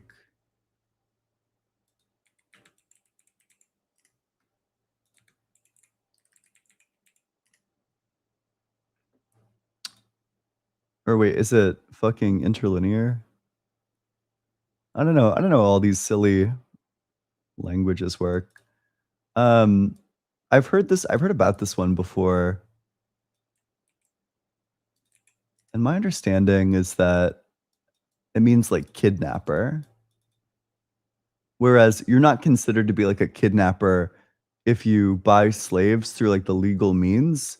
Kidnapping specifically refers to when you take somebody and it's illegal. So the legal slavery, these people wouldn't fall under the legal slavery.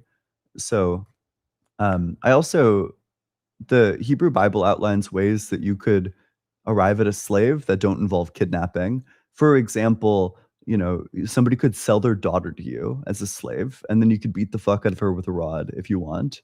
In a situation like that, you know, the Bible doesn't say fuck all about, you know, not doing that. In fact, it says explicitly that you can.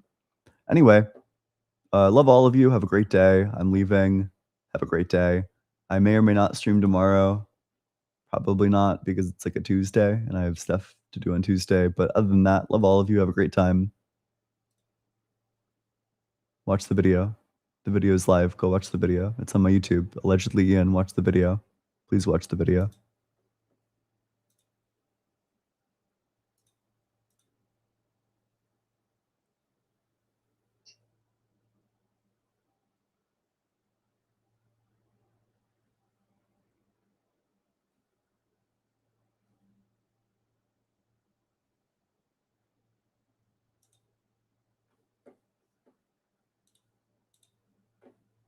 Oop.